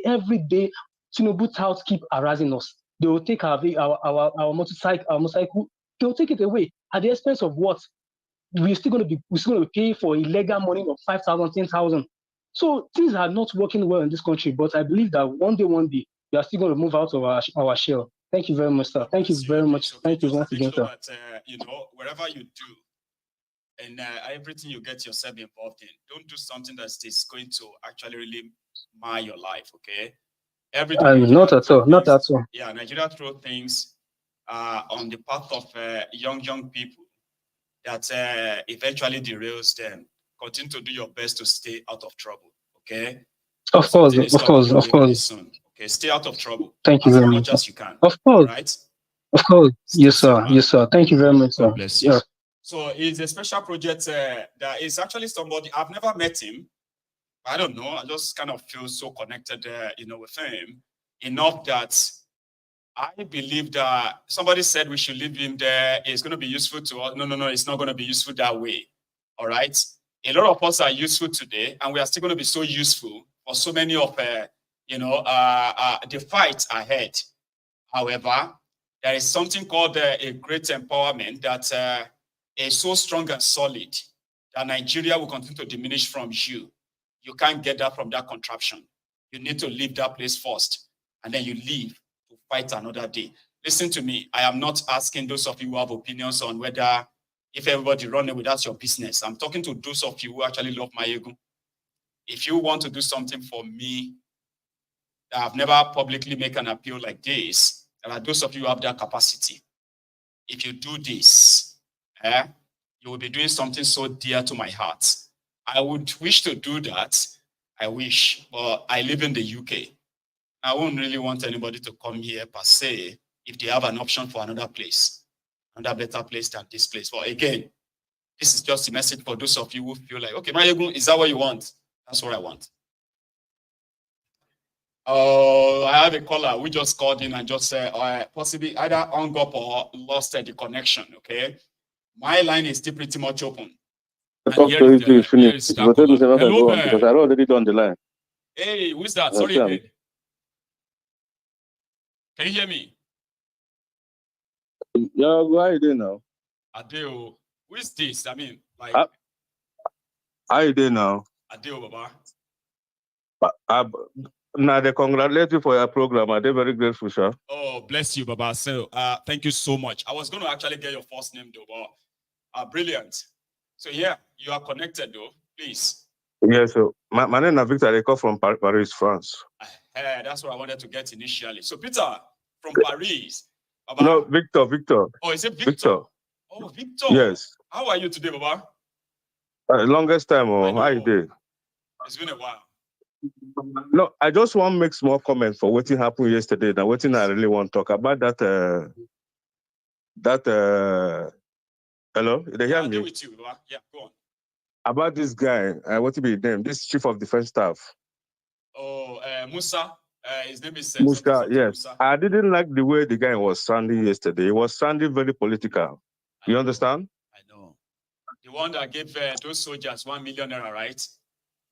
How can a chief of defense staff of for a national television talk say, where are those guys that did this job? I'm giving them 1 million. You know, understand? You know, you're supposed to congratulate them as something around that, Victor, right? The terrorists they killed that yesterday that you saw the video, that terrorist they killed, right? The guy was declared, they call him a billionaire bandit, okay? So they put a bounty on him that anybody who can facilitate his elimination will be paid 500 million naira. That was the bounty, right? Okay. And hang on, so that man, those guys who now kind of carried out the operation and eventually neutralized him, and the 1 million, they said all of them were about 40 or so. Now, the 1 million naira he promised them, when they divide that money among them, do you know how much each soldier will get? 38,000 naira. 38,000 each. That 1 million that he promised on that video yesterday. When they share the money, each soldier will collect 38,000 naira or more. Oh boy. Nope. Now you fuck up with this one though. I tell you, which can contribute that I go put my life on the line because of 38,000 naira. Politicians in uniform. Nope.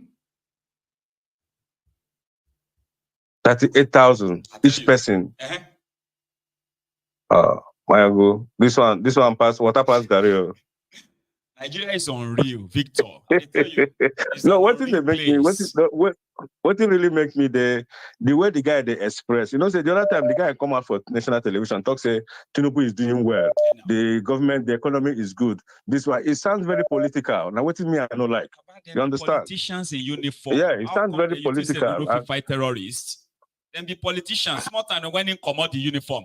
Where is Buratai today? Buratai the butcher, in commode uniform. The next thing, if they wear agbada, then send and go Benin Republic as ambassador. He won't be governor for Borno State. Okay. Then be politicians.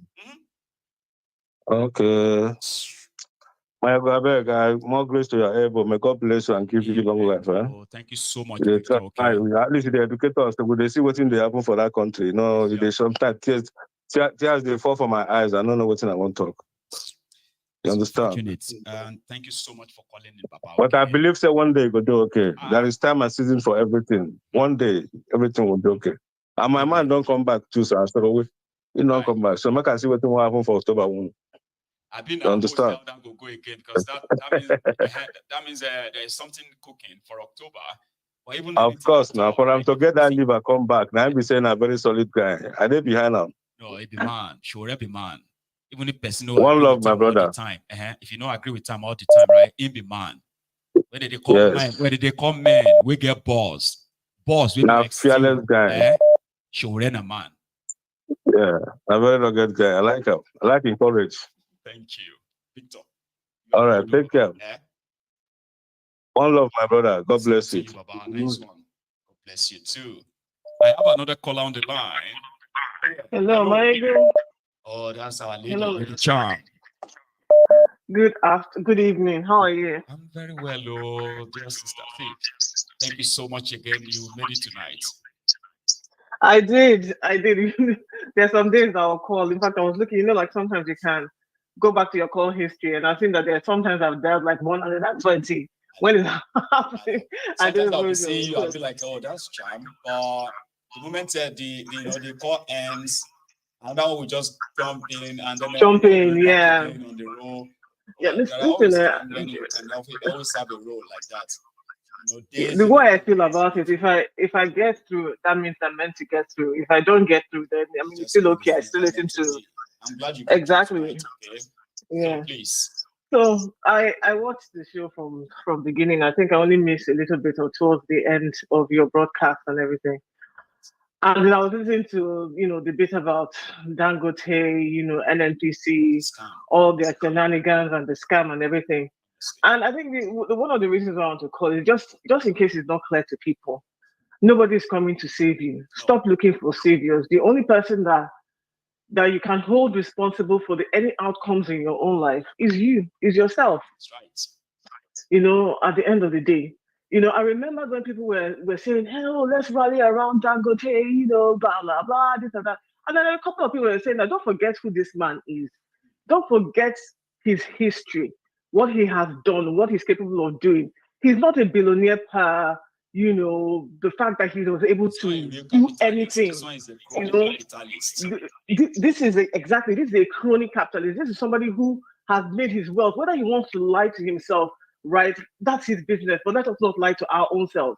The reason why Dangote can be labeled the billionaire today is because of the backing of the Nigerian government. If they don't put all those things in place, somebody like him, he has no capability to make wealth, to create wealth.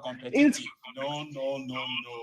Exactly. Eliminating competition, and he does not because he loves the monopoly, man, but because of a rotten system that backs him. Because of a rotten system. I mean, look at everything that you said. So what it was that based off of Buhari's, his whatever relationship they have and everything, he'd already been guaranteed certain things. Yes. Right? and he's already been guaranteed, okay, even, at the end of the day, this is what we're going to do. In fact, they played chess with Nigerians, this whole Dangote business, as far as I'm concerned. That's what they did. They just got people to empathize and feel, oh, this is how we have to take care of our... Dangote has never been anybody's person. He's his own person. He's there to make money for his own self, right? He's not there to do anything for anybody. And what I would like to drive at is that if people were looking at Dangote like, oh yes, he's come to save this, fuel situation so that, we can now have fuel. Yes. No, he didn't. Clearly, based off of everything that you said now, he's part of their plan. He was always part of the plan at the end of the day. Because like you said, what's the difference between... Make everybody believe that this guy wanted to do something good. Some people are trying to stop him. Now, something good now has arrived. Locally produced fuel is almost same as imported fuel. As the imported fuel. So... Well, and I mean, there's so many things that you said here today, and I want people to just understand that the yam, according to my sister, the way saying the yam and the knife, they're in your hands. You have to hold these people accountable. Put your, how you put somebody, when you're holding somebody at the neck with their shirt like this, that's how you're supposed to be holding your politicians, all these people around you, pressing their neck, saying that, listen, if you don't do what we want, you will get out of here. Nobody is coming to save you. You can't be saying, oh yeah, you're depending on the government that where you just fold your arms and just watch them do whatever they want to do. No, you have to be watching them and putting your hand on their neck like this, so that if they're not doing the right thing, you drag them out of that place. You have to put their legs That's what in people the have fire. to be doing. Put them on their legs in the fire. Exactly. Let them understand that they're never for you.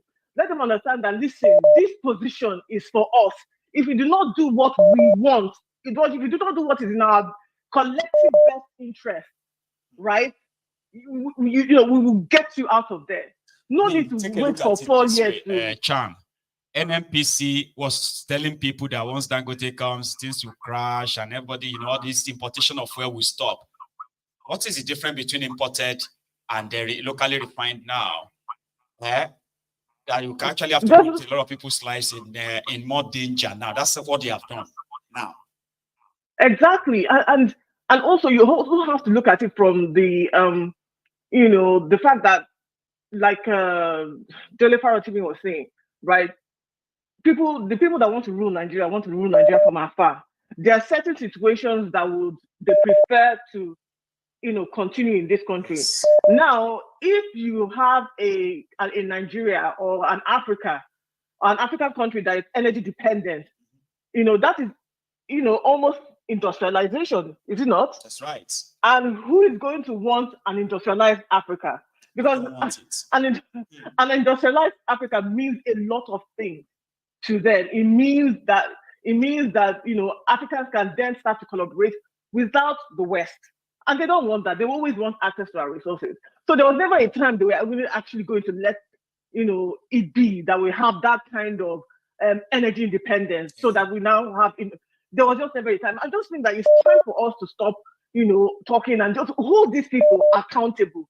They're talking about people like Dangote, right? Once we can get things on the right order, whether it's, uncoupling the country so that each region manages its own resources, right? And determines the terms and conditions within which people will do business within that region, right? Then we'll start to see things differently. We'll start to see some kind of changes in the general life of people within those separate regions. But if we just keep folding our arms and waiting for, even all these ones are waiting for 2027, I don't understand. You've not been saying this thing. You people cannot allow Tinubu to see certificates. You can't allow Tinubu to even see 2025, for goodness sake. If you are still hoping for 2027, these are people that you need to get out of the country, out of governance, and start to talk about separating the country, uncoupling the country, and all the different nations that are going to rise from the uncoupling of that nation. And then you now talk about, okay, how you govern yourself.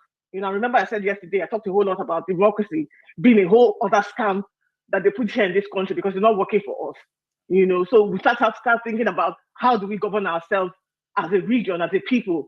Let's not even understand what is governance to start off with. Not the one that they sold to us, because what we've been experiencing It's the opposite of governance. You and I know that. That's why today 2 of us were not living in Nigeria because of bad governance. That's right. Okay? Please let me let other people come. Thank you so much, right? You said it all, so to say, because what do you call it? An Africa with energy independence, right?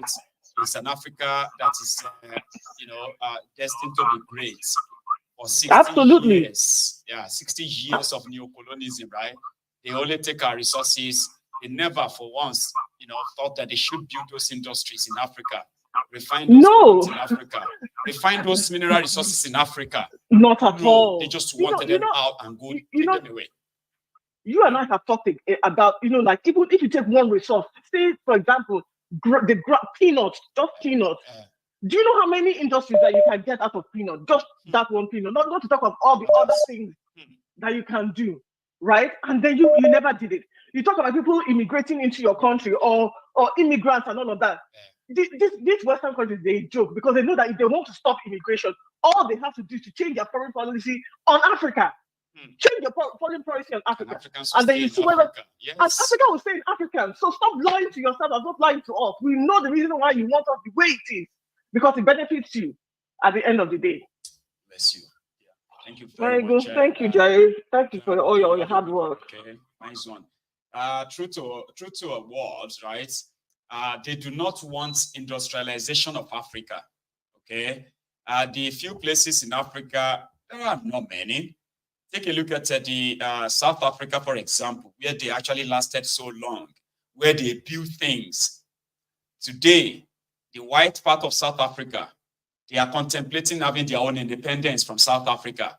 That is, separate themselves from the black South Africa and just keep the developed white South African part of South Africa. We are talking about Europeans who came to South Africa as early as in the 20s, 30s. Then suddenly they said they are Africans, South Africans, right? And they developed the place in a way that they had no intention of living. But they are forced to actually now accept the owners of the land as part of the country.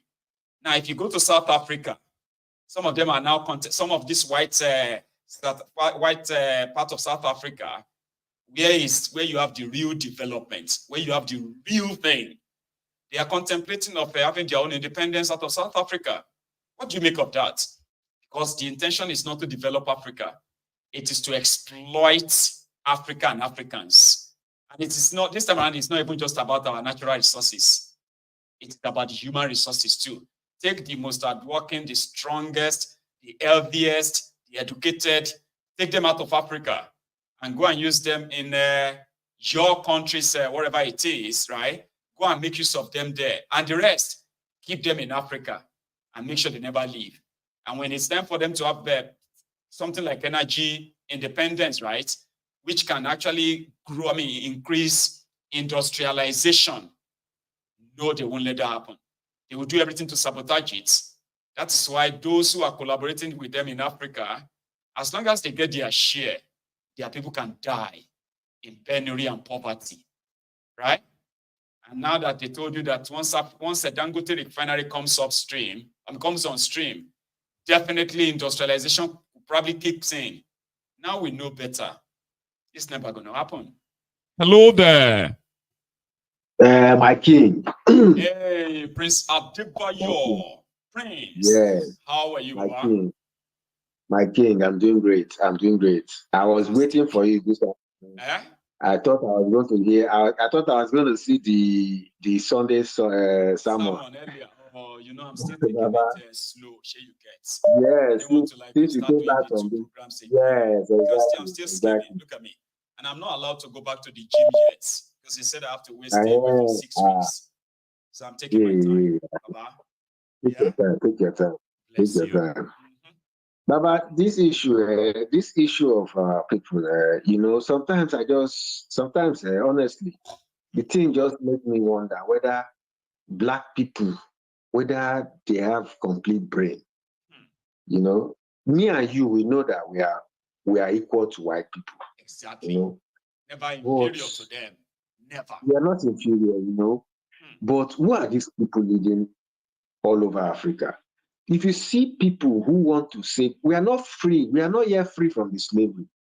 This slavery is not the one they use physical chains. No. It's the one that, yes, you know, when you tie a dog with a chain, you now remove the chain and the dog still remain in that place. Same spot. You know, yes, that's the kind of slavery that we are in. Not knowing that our destiny is now in our hands. Not being able to live among ourselves. Africans are tribalists. All over Africa. Even that Kenya we are talking about. Yes. It is that tribes that they used to hold them down for a long time until they now want to come and put a sign in their eye before all of them are united. What's wrong with Nigeria? If Nigeria unite, the whole black race will stand up. Americans, the black Americans, they are waiting for Nigeria because we are powerful. We are powerful. What's holding us? Why are we allowing people like Tinubu and the rest? People who we know they have sold their soul. They can eat just their own share. You know how rich Nigeria should be. You know how big Nigeria's position should be.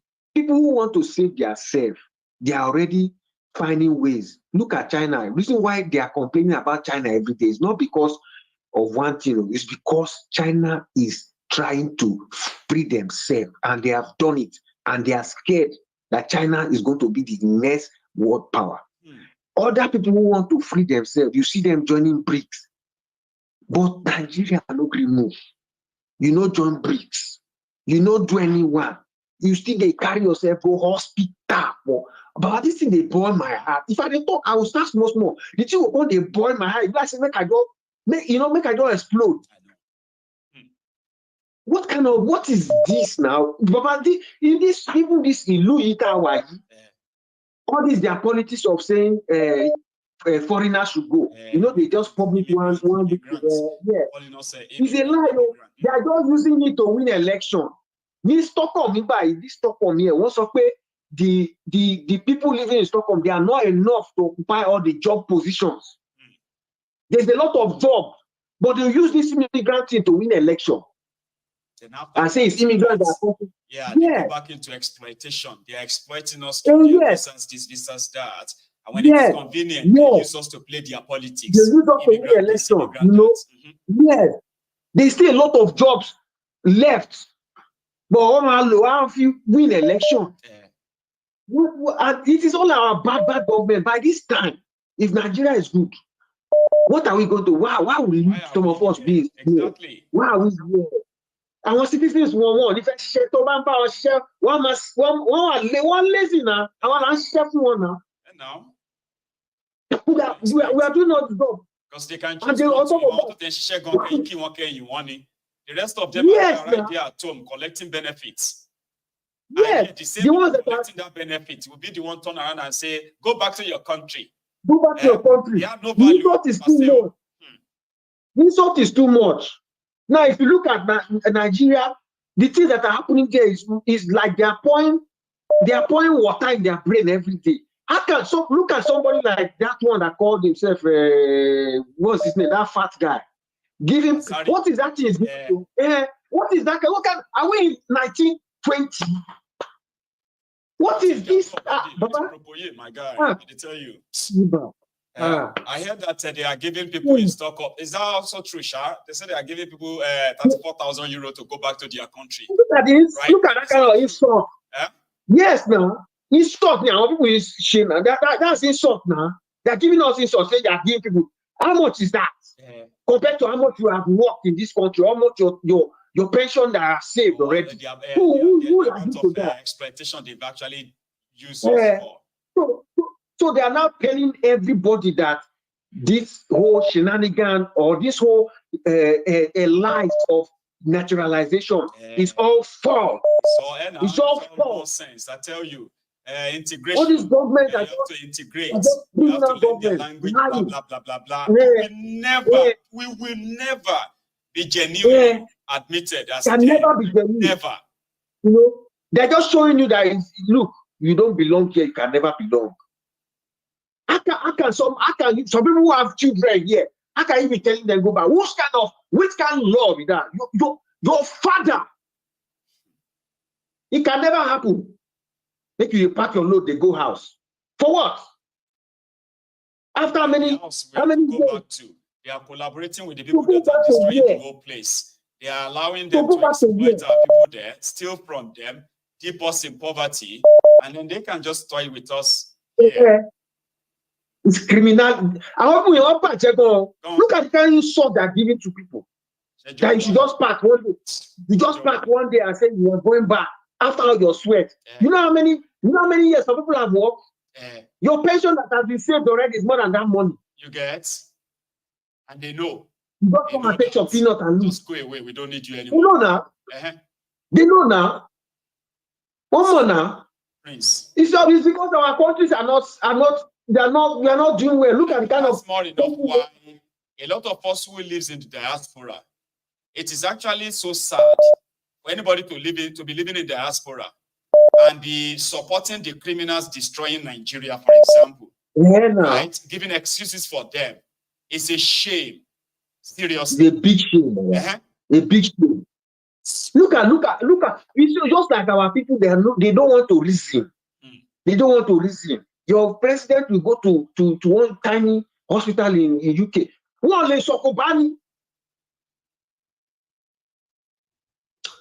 Prince, Baba, thank you very much. You have a good night, okay? And take it easy too. Somebody said that, is it the only Africans? I get your point. There are people who believe that we should stop just complaining about colonialism, stop complaining about slavery. But the point here is this. Only people who are naive will think that the people in Africa are just complaining because they are lazy. Or it's because something like, look at China and the rest of all those things you give excuses to, right? But if you kind of pay attention very well to why Africans, despite slavery and then colonialism, which also happened in China, Asian countries, and all these places, right? There is no continent in the world that is as rich as African continent.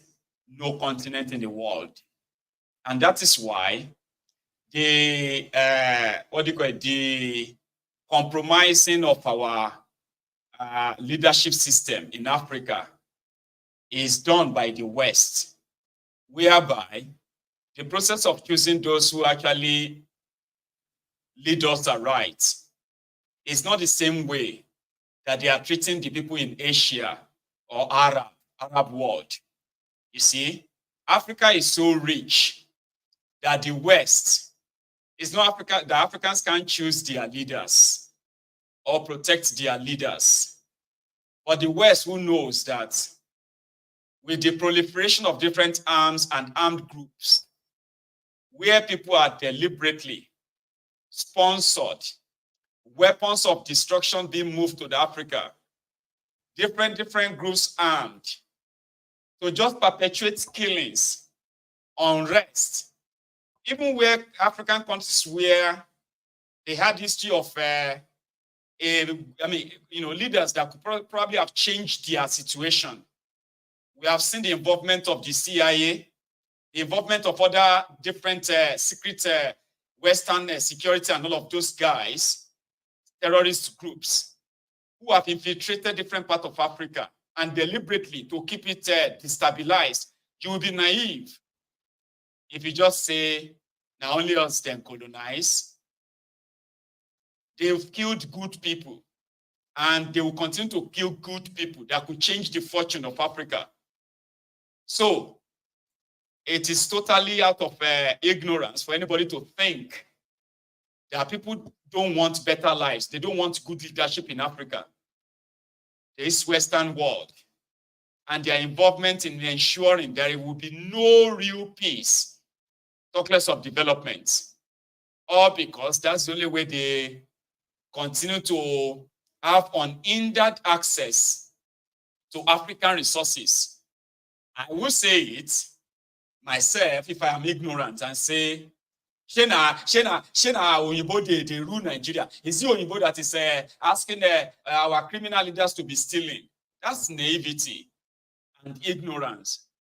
If you understand what is called how and the involvement of the destabilization of Africa using means of terrorism and other means of violence to keep us underdeveloped, if you ignore them, I don't think your education has any value then, because we know what they have done and what they are still doing, where they kind of have to arm brothers after brother to kill themselves, destroy their communities, create unrest, all for what? Okay. Similarly, something like that is not happening in China. They have no means of, or what do you say? I mean, in Asian countries, so to say, they don't rampant in that place. I get you. I'm not blaming them, because some of these things happen because of who we are as well. Selfish, self-centered. People want to own the world. A black man, a selfish man. So that's the loophole that they actually really use. But yeah, you can differ, you can disagree. It's approved. It's understandable. But don't ever ignore it and say it doesn't exist. I will say it myself. I say, are these the ones still colonizing us? It's actually an act of naivety to say that, to ignore their involvement, all right? So I think I have another caller there. Hello. Hello, Maya. Good evening. Good evening, sir. Good evening, bro. I want to just say a heavy thank you to Charm for just relieving me a little bit by concluding what I've been thinking since yesterday, about this Dangote stuff. I was even thinking about it because I don't see the reason why they will give you crude oil on Naira. Then you said on Naira, and the citizens still get it expensive, So I was like, I wanted to. Make any economic sense. It doesn't make any sense. It doesn't make any financial No. Oh yeah. No, I was thinking about this thing, and I wanted to use Nnamdi Kanu's analysis when he said you have a sword and you sow the sword, and you know that you are going to cook with the sword. And when time comes, you are now looking for the sword. You want to go and buy the sword again from who you sold the sword to come and cook. It doesn't make any sense. So, but what Cham just said now, Cham said that Dangote was also in this plan. So all these things, when we look at it, the drama they made with Dangote, blah, blah, blah, all are in this plan to make it worse for the citizen. And you saw what the Secretary General of National Secretary of this IPM said. Yeah. He said, now they will transport it. When they get it, they will transport it so they can be able, they will sell it any amount they want to sell it because through how the transport cost, the cost of their transportation from one place to the another. So that means that means we're going to buy this petrol for 3,000 or 2,500 a litre in some places, or 5,000 a litre in some places. And Nigerians, they must buy. So that my head is settled now. We've not known that the Dangote is in this plan. They are just doing drama. Then coming to issue of the guy that said about the army man, when I saw that thing, I was like, what is this man doing? How can he be giving monetary prize to soldiers that needed allegiance to defend their nation? If you want to, everything I'm seeing everywhere in the world, they give medal. They give them medal, but giving them money in public is politics. It's no more army. Nigeria doesn't have army anymore. Nigeria doesn't have an army. So it's politics. So then last time, there's one guy, one military man, I don't know his own, I don't know his position. He always put on these sunglasses, even in the room. Every time standing up, speaking only English, Last time he was reporting, reporting about crime news, He was quoting numbers. And I told my wife, this number, this guy is quoting off head. 1,000 people were arrested. These 1,700 guns were, he was putting it for almost 30 or 40 minutes. He was putting numbers without paper. Is it a computer or AI? So everything he's saying there is rubbish because that is lies. It's lies. So and yet, 2 days ago, I said something about Asari Dokubo. Thank God you showed this video this afternoon. Asari Dokubo, those people that Asari Dokubo was giving those water, those children, those youths, they are sad. Look at their faces. They are sad. Either Asari kidnapped them or Asari is holding them under duress. And this thing that I saw today now, in the next few days, if the news is real, we will hear what maybe those people went there to rescue those children. Because you can see them after I told you that day that these guys are not happy. They are like slaves. And the next time, the next video you showed, I saw on your platform this morning, where he was giving them water initiation. So that means if you run, maybe we keep just sort of engagement, it's like putting them in. So this is bullshit. And we say we have security agencies, we have army that play army. How can army be there and all these things is happening? That means they Tinubu or whoever are giving them a lot of money to be doing all these things. No, army is supposed to get involved. How can army say that he played allegiance and the citizen he played allegiance to defend are dying of hunger? Why the leaders, few leaders are eating and enjoying their life? And you are telling me that this is army. There's no more army. We don't have army in Nigeria. People should stop talking about army. These are criminals. All of them are criminals. Okay, look at what they did to Sowore. Sowore entered inside the country. They picked him up at the airport. They just do drama. I don't know who advised them to leave Sowore because they kept Sowore the next 48 hours. What are they doing? I don't understand these people. I don't know where they told me. One of my friends said, and I hope they won't go and stage an assassination attempt on his life, since they believe that if they arrest him right now, they may just martyr him, right? Which means he can just suddenly just pack something earlier. So they changed their mind and decided they cannot do that. They cannot do that one anymore because they already showed the people. They already put their power already. Then it's not left to Sowore to guide himself. They already put their power outside. Come back. They actually wanted to intimidate him and make him stay there. Yes. And he dared yes. They cannot do anything again to him, like assassination or something like that. They will not do it again, except if somebody from his body that will help them to do it. Then I want to say something about what you said. I want to differ a little bit from what you said about the colonial masters. I know colonial masters, they're still holding us.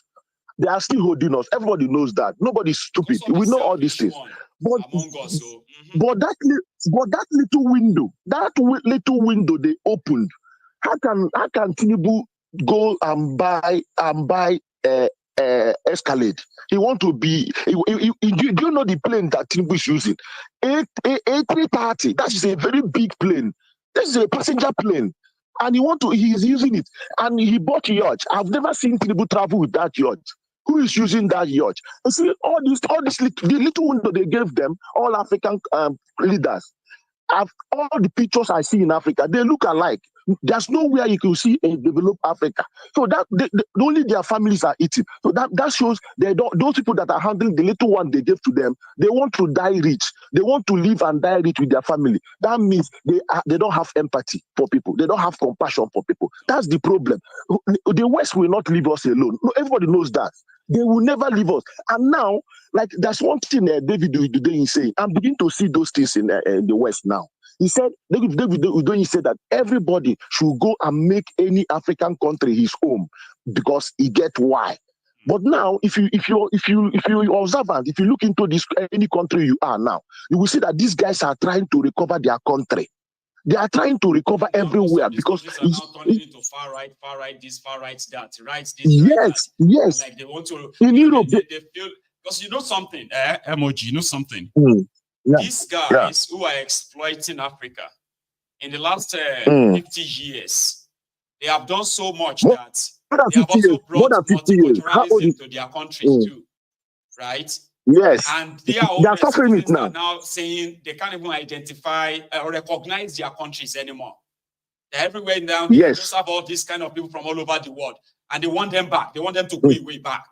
So maybe they are crying. They are crying. Maybe that's the window that will end this neocolonialism, right? Where majority of us will have to go back to where we come from. And this time around, these far-right people will not be interested in us anymore. They will be interested in their country. That could be a window. Yes. Yeah. I can agree with that. Because a lot of things are changing now, no doubt. Mayegu, that is where it's going. In Europe, they came second. They came second in the election in Europe. You know, forget about all these things they are shouting. If you go in Sweden now, they are pushing. In Denmark, they are pushing everywhere. So one day they will take us back. I saw one video in Paris where the blacks they line up selling corn. In Paris, they said their countries are now looking more like Africa or third world countries, and they don't want that everywhere. Everywhere. In America, a lot of Africans are taking over a lot of important places, jobs, and their people are not happy with it. Everywhere. So one day they will send everybody back. So now all these guys that are keeping small money, they're supposed to do a lot of things for their people, and they decide to eat it and die with it.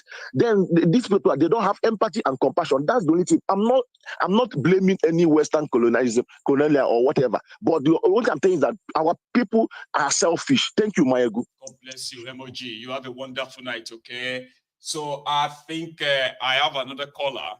Mind you, my viewers, we are almost coming to the tail end of the broadcast, okay? If you haven't really paid your own offering, your offering is to like the broadcast, okay?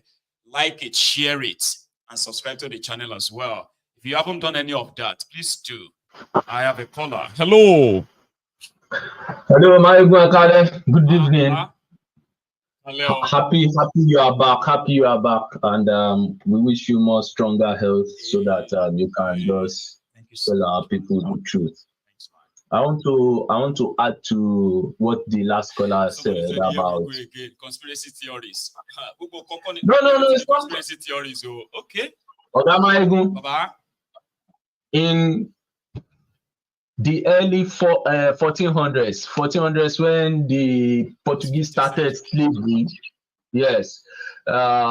when the I think Pope gave the king of Portugal the edict to start slavery in Western African coast. The first set of slaves they took were part of the first people that were in the Portuguese Empire. If you look into Portuguese records, there were black knights that were in the Portuguese Empire. Right. But something happened in history. All of a sudden, all those blacks, nobody can trace them again in Europe. The question that needs to be answered to date is what happened to them? What happened to them? Like a proper cleansing. Proper ethnic cleansing. Well, you know, I mean, when somebody says that, hang on there about when somebody says all these things are conspiracy theories, right? Or we are witnessing a situation where some people are kind of campaigning. We call them racists, okay? They are campaigning and they are using immigrants. Then we are seeing some of them developing policies that are saying people, if you are willing to go back, come and take this, or you need to go back here and there. So I don't think everything there is, I'm not saying there is no conspiracy theory, right? Or if you are living in Europe, for example, we are witnessing, right? Some of these guys who are now trying to aspire to take over power, and they are building that based on immigration this, immigration that. When Hitler, because somebody said the reason why the West hates Hitler is because Hitler is the only person in history that killed white people. That others who killed blacks in history, they were actually praised all over the Western Hemisphere. They said the only reason why Hitler and his name and everything was to be erased, according to when he wanted to make the entire white race Aryan race as the superior race. Yes. He killed millions of white people. He didn't forgive him for that. But for those, King Leopold that killed more than 10 million or so Congolese in Africa, is actually respected in this Western world. So I don't think everything is conspiracy. There are those who are seeking power to wipe some people out because of the belief that, you know, all this multiculturalism is making their own society non-recognizable anymore. You can't overlook that. At all. Do you know why we cannot overlook it, Ebo? Do you know that even from our NI, they can know that we are not their immigrants? The NI of the national insurance number of a pure British is different from an immigrant. See? They will know. There's always something there. And there are those who are actually looking at them. They are doing something. They are like, if I gain power.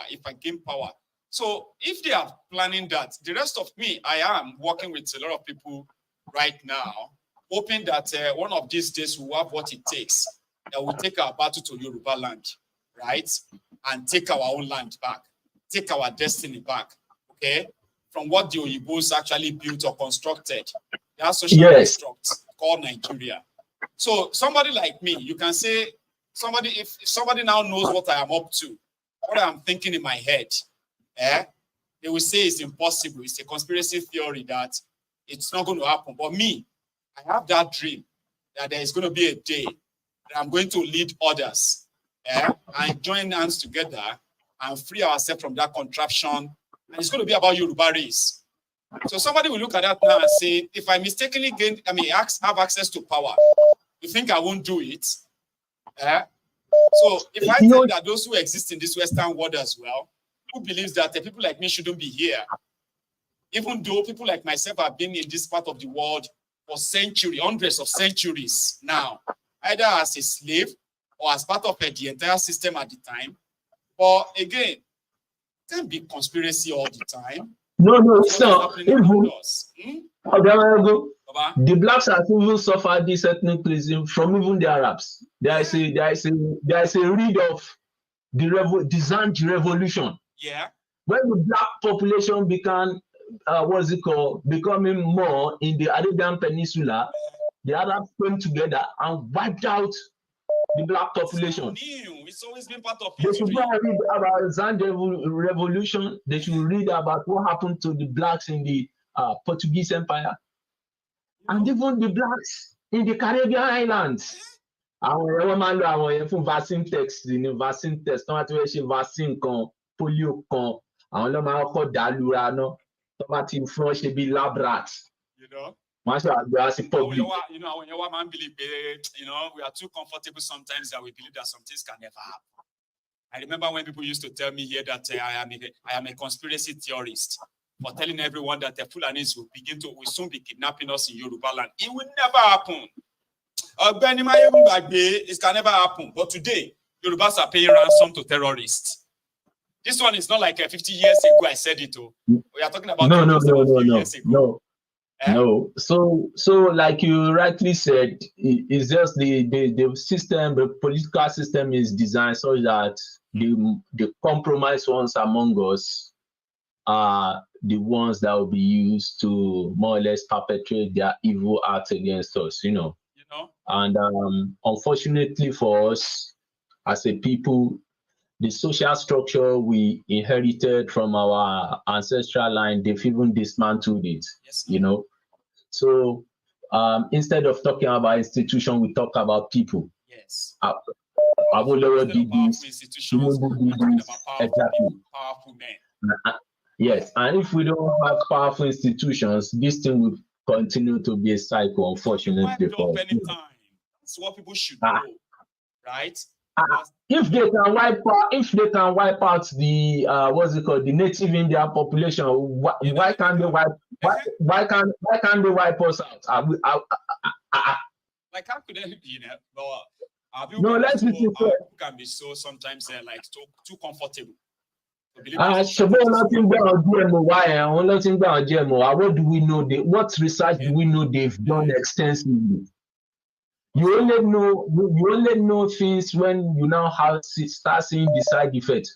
What do you know they have done extensively in their own various research institutes?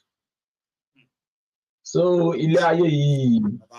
I think as a race, as a people, we just need to define our speaking, anything I do in this country with them. Conspiracy theories. No. Anything I do with them, even at work. Yeah, anything I do with them, even at work, I'm always careful. Be careful of the type of information you disseminate. Be careful of the type of conversation you engage yourself in, or else they have your medical records, they have your data everywhere. You can be taken out if they find out that you are a threat. It has been done before to people, so don't think you are an exception. God bless you, Baba. I might take one more and then call it a night, okay? Thank you so much for adding your own contribution to that. So I have one last caller, simply because that person has been trying to get through, and I will do this maybe in another 2-3 minutes, and that will be us, okay? Listen, our conversation about what has been or what can be, they are just to kind of help our subconsciousness, okay? Don't feel too comfortable. Mayegun's diary political, for example. I know that sometimes some things may not even happen in another 100 years.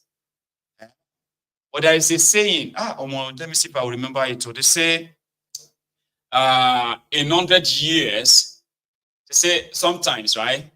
A lot may not happen in 100 years, but at times 100 things can happen in a single year.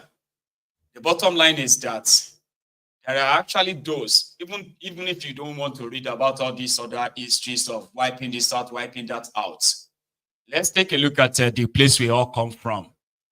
Right before our very eyes, the Fulanis, or somebody from the Fulani, flock, gained power in Nigeria, and suddenly the Fulanis became powerful. I'm talking about Fulani terrorists became more powerful than the indigenous people that make up that Nigeria. And for 8 years, their brethren in power shielded them from any sort of responsibility. And for 8 years, they advanced terrorism across Nigeria that a lot of us, except if you are living in denial, the people in government did everything to make all of us part with our lands, to accommodate our killers. They gaslighted us. They blackmailed us.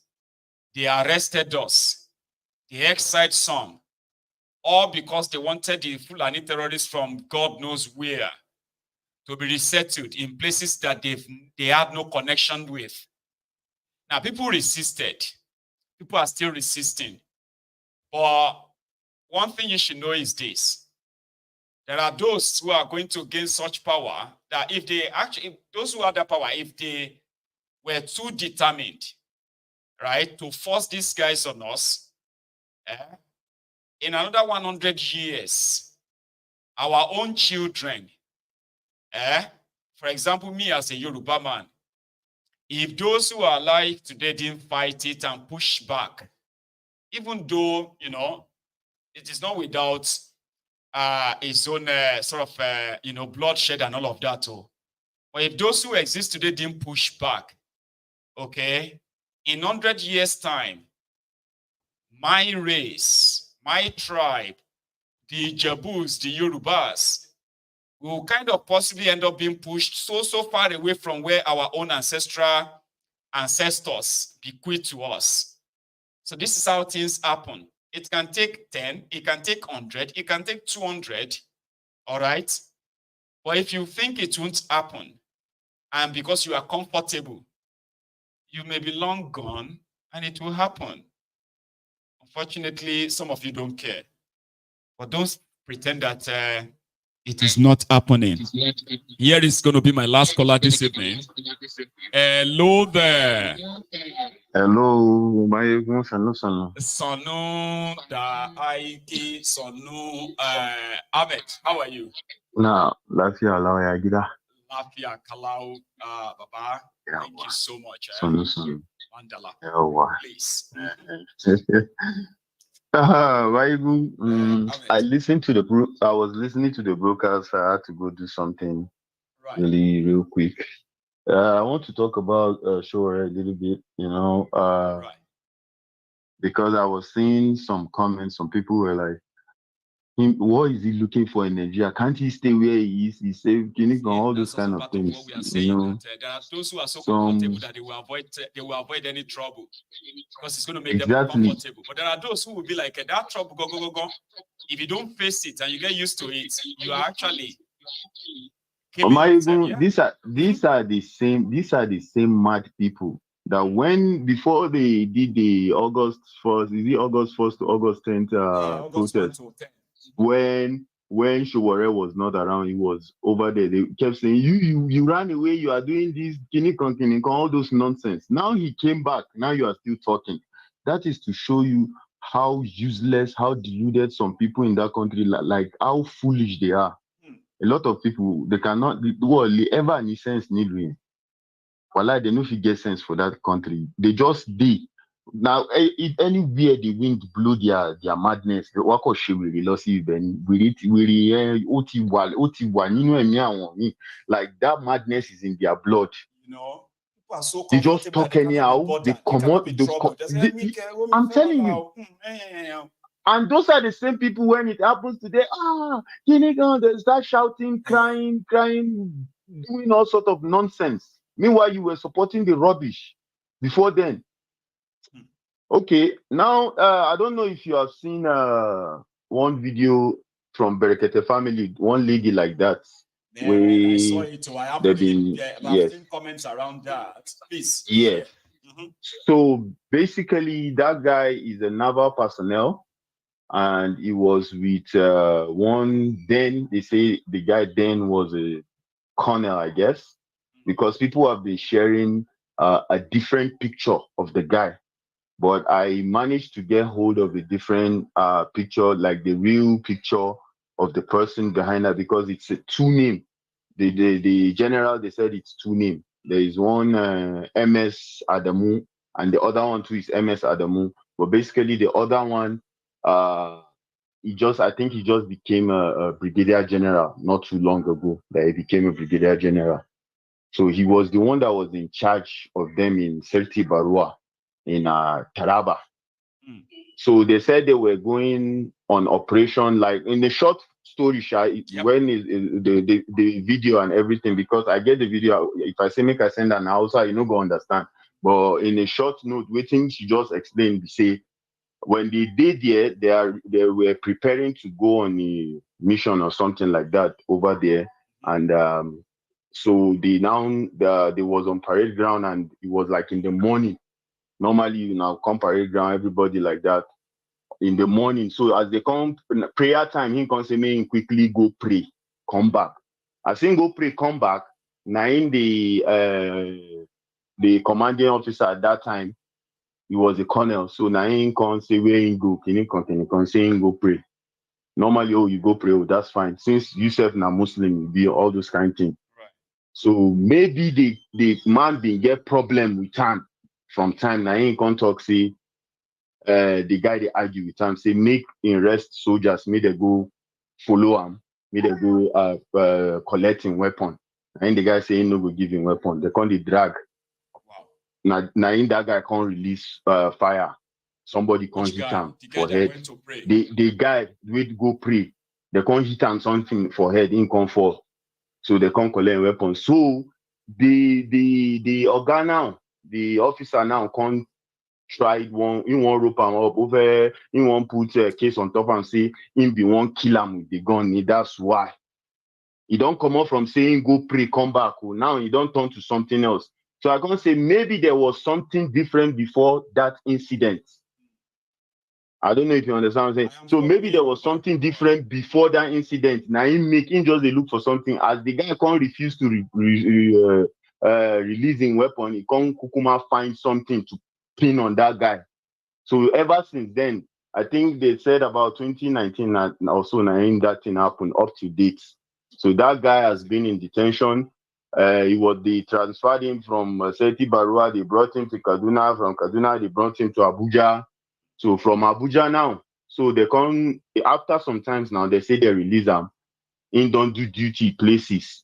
So Naim, somebody can't see him saying do duty. Naim can't call the officer, tell him, say, that guy say they don't release him. That officer can't pick up the case again. Say why they go release him. Naim the thing can begin circulate now. They lock that guy up where we say he don't get mental issue. He even for that inside that situation. Him being impregnating wife, because after some times now they can't give him time, like him get time with his wife, all those kinds of things. Impregnating wife, the wife had twins, and those twins die inside that situation. They lost those twins in that kind of situation. Now the story is being going well. That is why she went to Bereketa family and she spoke about everything that happened. Now on social, yes, because those officers, that is what they do to the soldiers. You see, in Nigeria, a soldier in Nigeria, an officer will literally tell a soldier that you are useless, you have no future, because they are all suffering. You understand, Maegun? All the soldiers, both officers and soldiers, they are all suffering. But an officer will tell you everything at time. We said we go reach there, because he knows as time goes on, as he start climbing up the ranks, he's going to get to a certain rank whereby he will be in charge of a place where millions will be coming in and he'll be stealing from those millions. And that's how he'll be making his money. But a soldier has no future in that country. As I did so, now Muslim I be. Yep. As a soldier here in this country, if I go pray, they no born anybody well, make it talk, say, why I go pray. They no born you well. Because if you talk you cannot tell me why did I go do what I do as a religion. Because we have something they call equal opportunity here. Anybody at all that does that, they can, because of that, you will lose your job, and you can even be you will lose the too, job, you will get away. They will just tell you to go leave the army. Our army is not for discrimination. Anybody at all. But you as a Muslim here, they try to come out something for you. You see, for that Nigeria, the same house and the same Hausa person do this thing. The same Hausa man will go look another person, we go call him kafiri, you will go call him infidel, this nonsense, all those kind of things. The same kafiri will be another country, where the US. He respects everybody's religion. Religious right and all that. Because they know that is what you practice. The way I dress, everything of me is different from others. I can keep my beard. Maybe I won't do my sunnah. I keep my beard. I keep my beard. Sometimes I'll just come out and maybe because of bomb or something clear them if heat don't come. But I keep my beard and do everything. And nobody will tell me not to do it because I have a memo that gives me that permission to do that. In Nigeria today, they will tell you, oh, we Muslims are almost 70% in that country. Today, they will tell you all these Western countries, they are kefiris, they are this, they are that. Tell me the people that train their soldiers in Nigeria, they are SS, they are from Israel. And today they'll tell you, oh, Israelis are killing Palestine, all those nonsense, all those rubbish. But the soldiers that train their own soldiers, their own SF, which are Muslims, which are Hausa, some of them, they are from Israel. All this hypocrisy, all this monopoly, all this nonsense, just because you are in a country with people that are not civilized, people that act like mad people. Of a thing in Nigeria is so rare that when you see one single person that acts like human, even people around you will be like, that man is a very good man, he's so human. It's so hard to see. Mayegun, I am listening to that woman. I'm telling you, I don't know when tears begin to run from her eyes. They explain. Because I understand what she they try to explain. I understand. Because if you've been through that system, you know how it works. I can feel her pains. These are people that you pay them less. Here, they don't burn anybody well. May talk, say, because I talk to one officer or I disrespect somebody, you go and lock me up against my will. Lock me up for months. They don't burn you well, make you lock me up.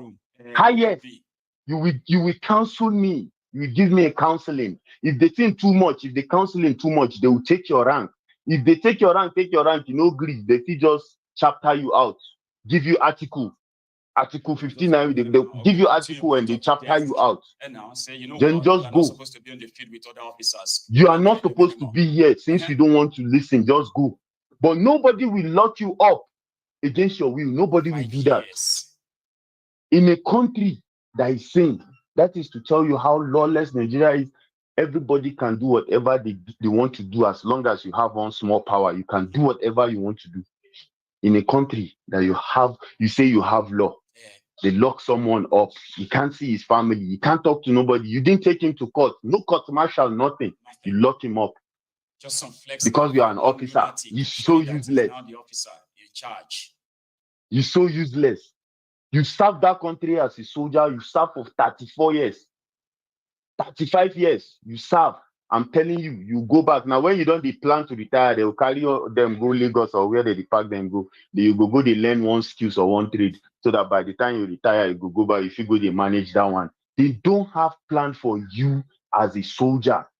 Now, officer, if God help you, you reach those ranks where they go steal, you go steal your own. Now, from there, you go feel make them. You said you don't get future, but now those stealing, now they use make them for that space. And they tell you they no born general well. Private soldier. So far gone, okay? I appreciate this, right? No wahala now. No wahala, my have a good evening, okay? All right now, my you enjoy. And you all too. Right. So we have a very, very busy evening, and every bit of it is, has been worth it. And to those of you who stayed from the beginning to the end, bless you. Tomorrow is another day, and I actually wish you a great week as we all start a new week tomorrow. Be good and stay safe. Thank you and good night.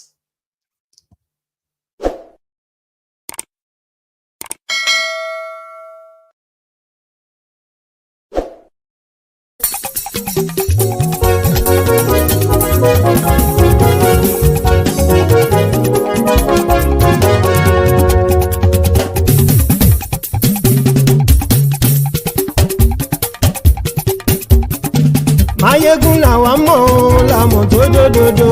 Mayegun dayari Nayibi #1. Mayegun làwa mọ̀ làmọ̀ tó dòdòdò. Mayegun dayari Nayibi #1. Mayegun ti dé o ọ̀rẹ́ ara ìlú. Mayegun dayari Nayibi #1. Lórí Facebook, lórí YouTube. Mayegun dayari Nayibi #1. Gbogbo bó ṣe ń lọ ni Mayegun já wa sí. Mayegun dayari Nayibi #1. Àṣírí ọ̀jẹ̀lú kì í bò níbẹ̀ o. Mayegun dayari Nayibi #1. Bó bá ṣe eré àní Mayegun máa wí. Mayegun dayari Nayibi #1. Ó sì tún ṣe eré wàá gbọ́ níbẹ̀ o. Mayegun dayari Nayibi #1. Mayegun dayari politico. Mayegun dayari Nayibi #1. Godfatherism kò sí lọ́rọ̀ Mayegun. Mayegun dayari Nayibi #1. Ẹ farabalẹ̀ sẹ́ o kẹgọ́rọ̀ lẹ́nu o. Mayegun dayari Nayibi #1. Àní Mayegun làwa mọ̀ tó dòdòdò. Mayegun dayari Nayibi #1.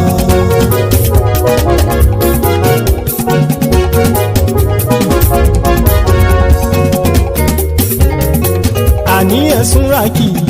Mayegun ti dé. Mayegun ti dé. Ọ̀jẹ̀lú ẹ̀sùn rákì. Mayegun ti dé. Àní ẹ̀sùn rákì. Mayegun ti dé. Lórí Facebook. Mayegun ti dé. Àní ẹ̀sùn rákì. Mayegun ti dé. Lórí YouTube. Mayegun ti dé. Àní ẹ̀sùn rákì. Mayegun ti dé. Bọ́ bàbá gbé wúrẹ́. Mayegun máa wí. àní ẹ̀sùn àjò. Máyégún ti dé. Ijó ìgbádìyẹ. Máyégún mami. Àní ẹ̀sùn àjò. Máyégún ti dé. Presido bá rúfin o. Máyégún mami. Àní ẹ̀sùn àjò. Máyégún ti dé. Kí gómìnà kówó jẹ. Máyégún mami. Àní ẹ̀sùn àjò. Máyégún ti dé. Ọlọ́pàá tí ń darí bá. Máyégún mami. Àní ẹ̀sùn àjò. Máyégún ti dé. Aṣòfin tí ń rúfin o. Máyégún mami. Àní ẹ̀sùn àjò. Máyégún ti dé. Òpùrọ́ olóṣèlú. Máyégún mami. Àní ẹ̀sùn àjò. Máyégún ti dé. Ọ̀jẹ̀lú ẹ̀sùn ràkì. Máyégún ti dé. Àní ẹ̀sùn ràkì. Máyégún ti dé.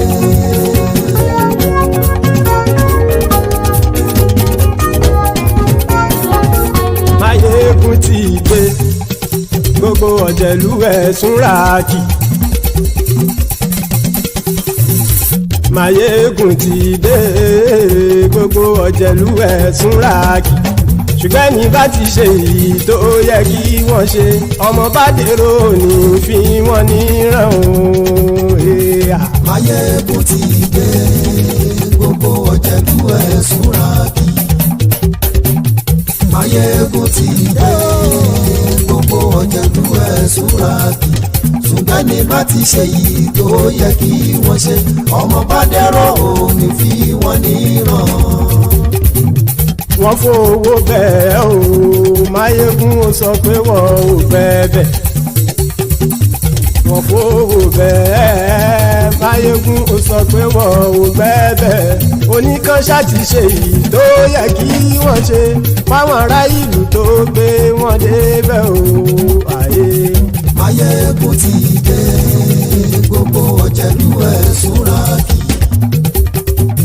Máyégún ti dé. Gbogbo ọ̀jẹ̀lú ẹ̀sùn ràkì.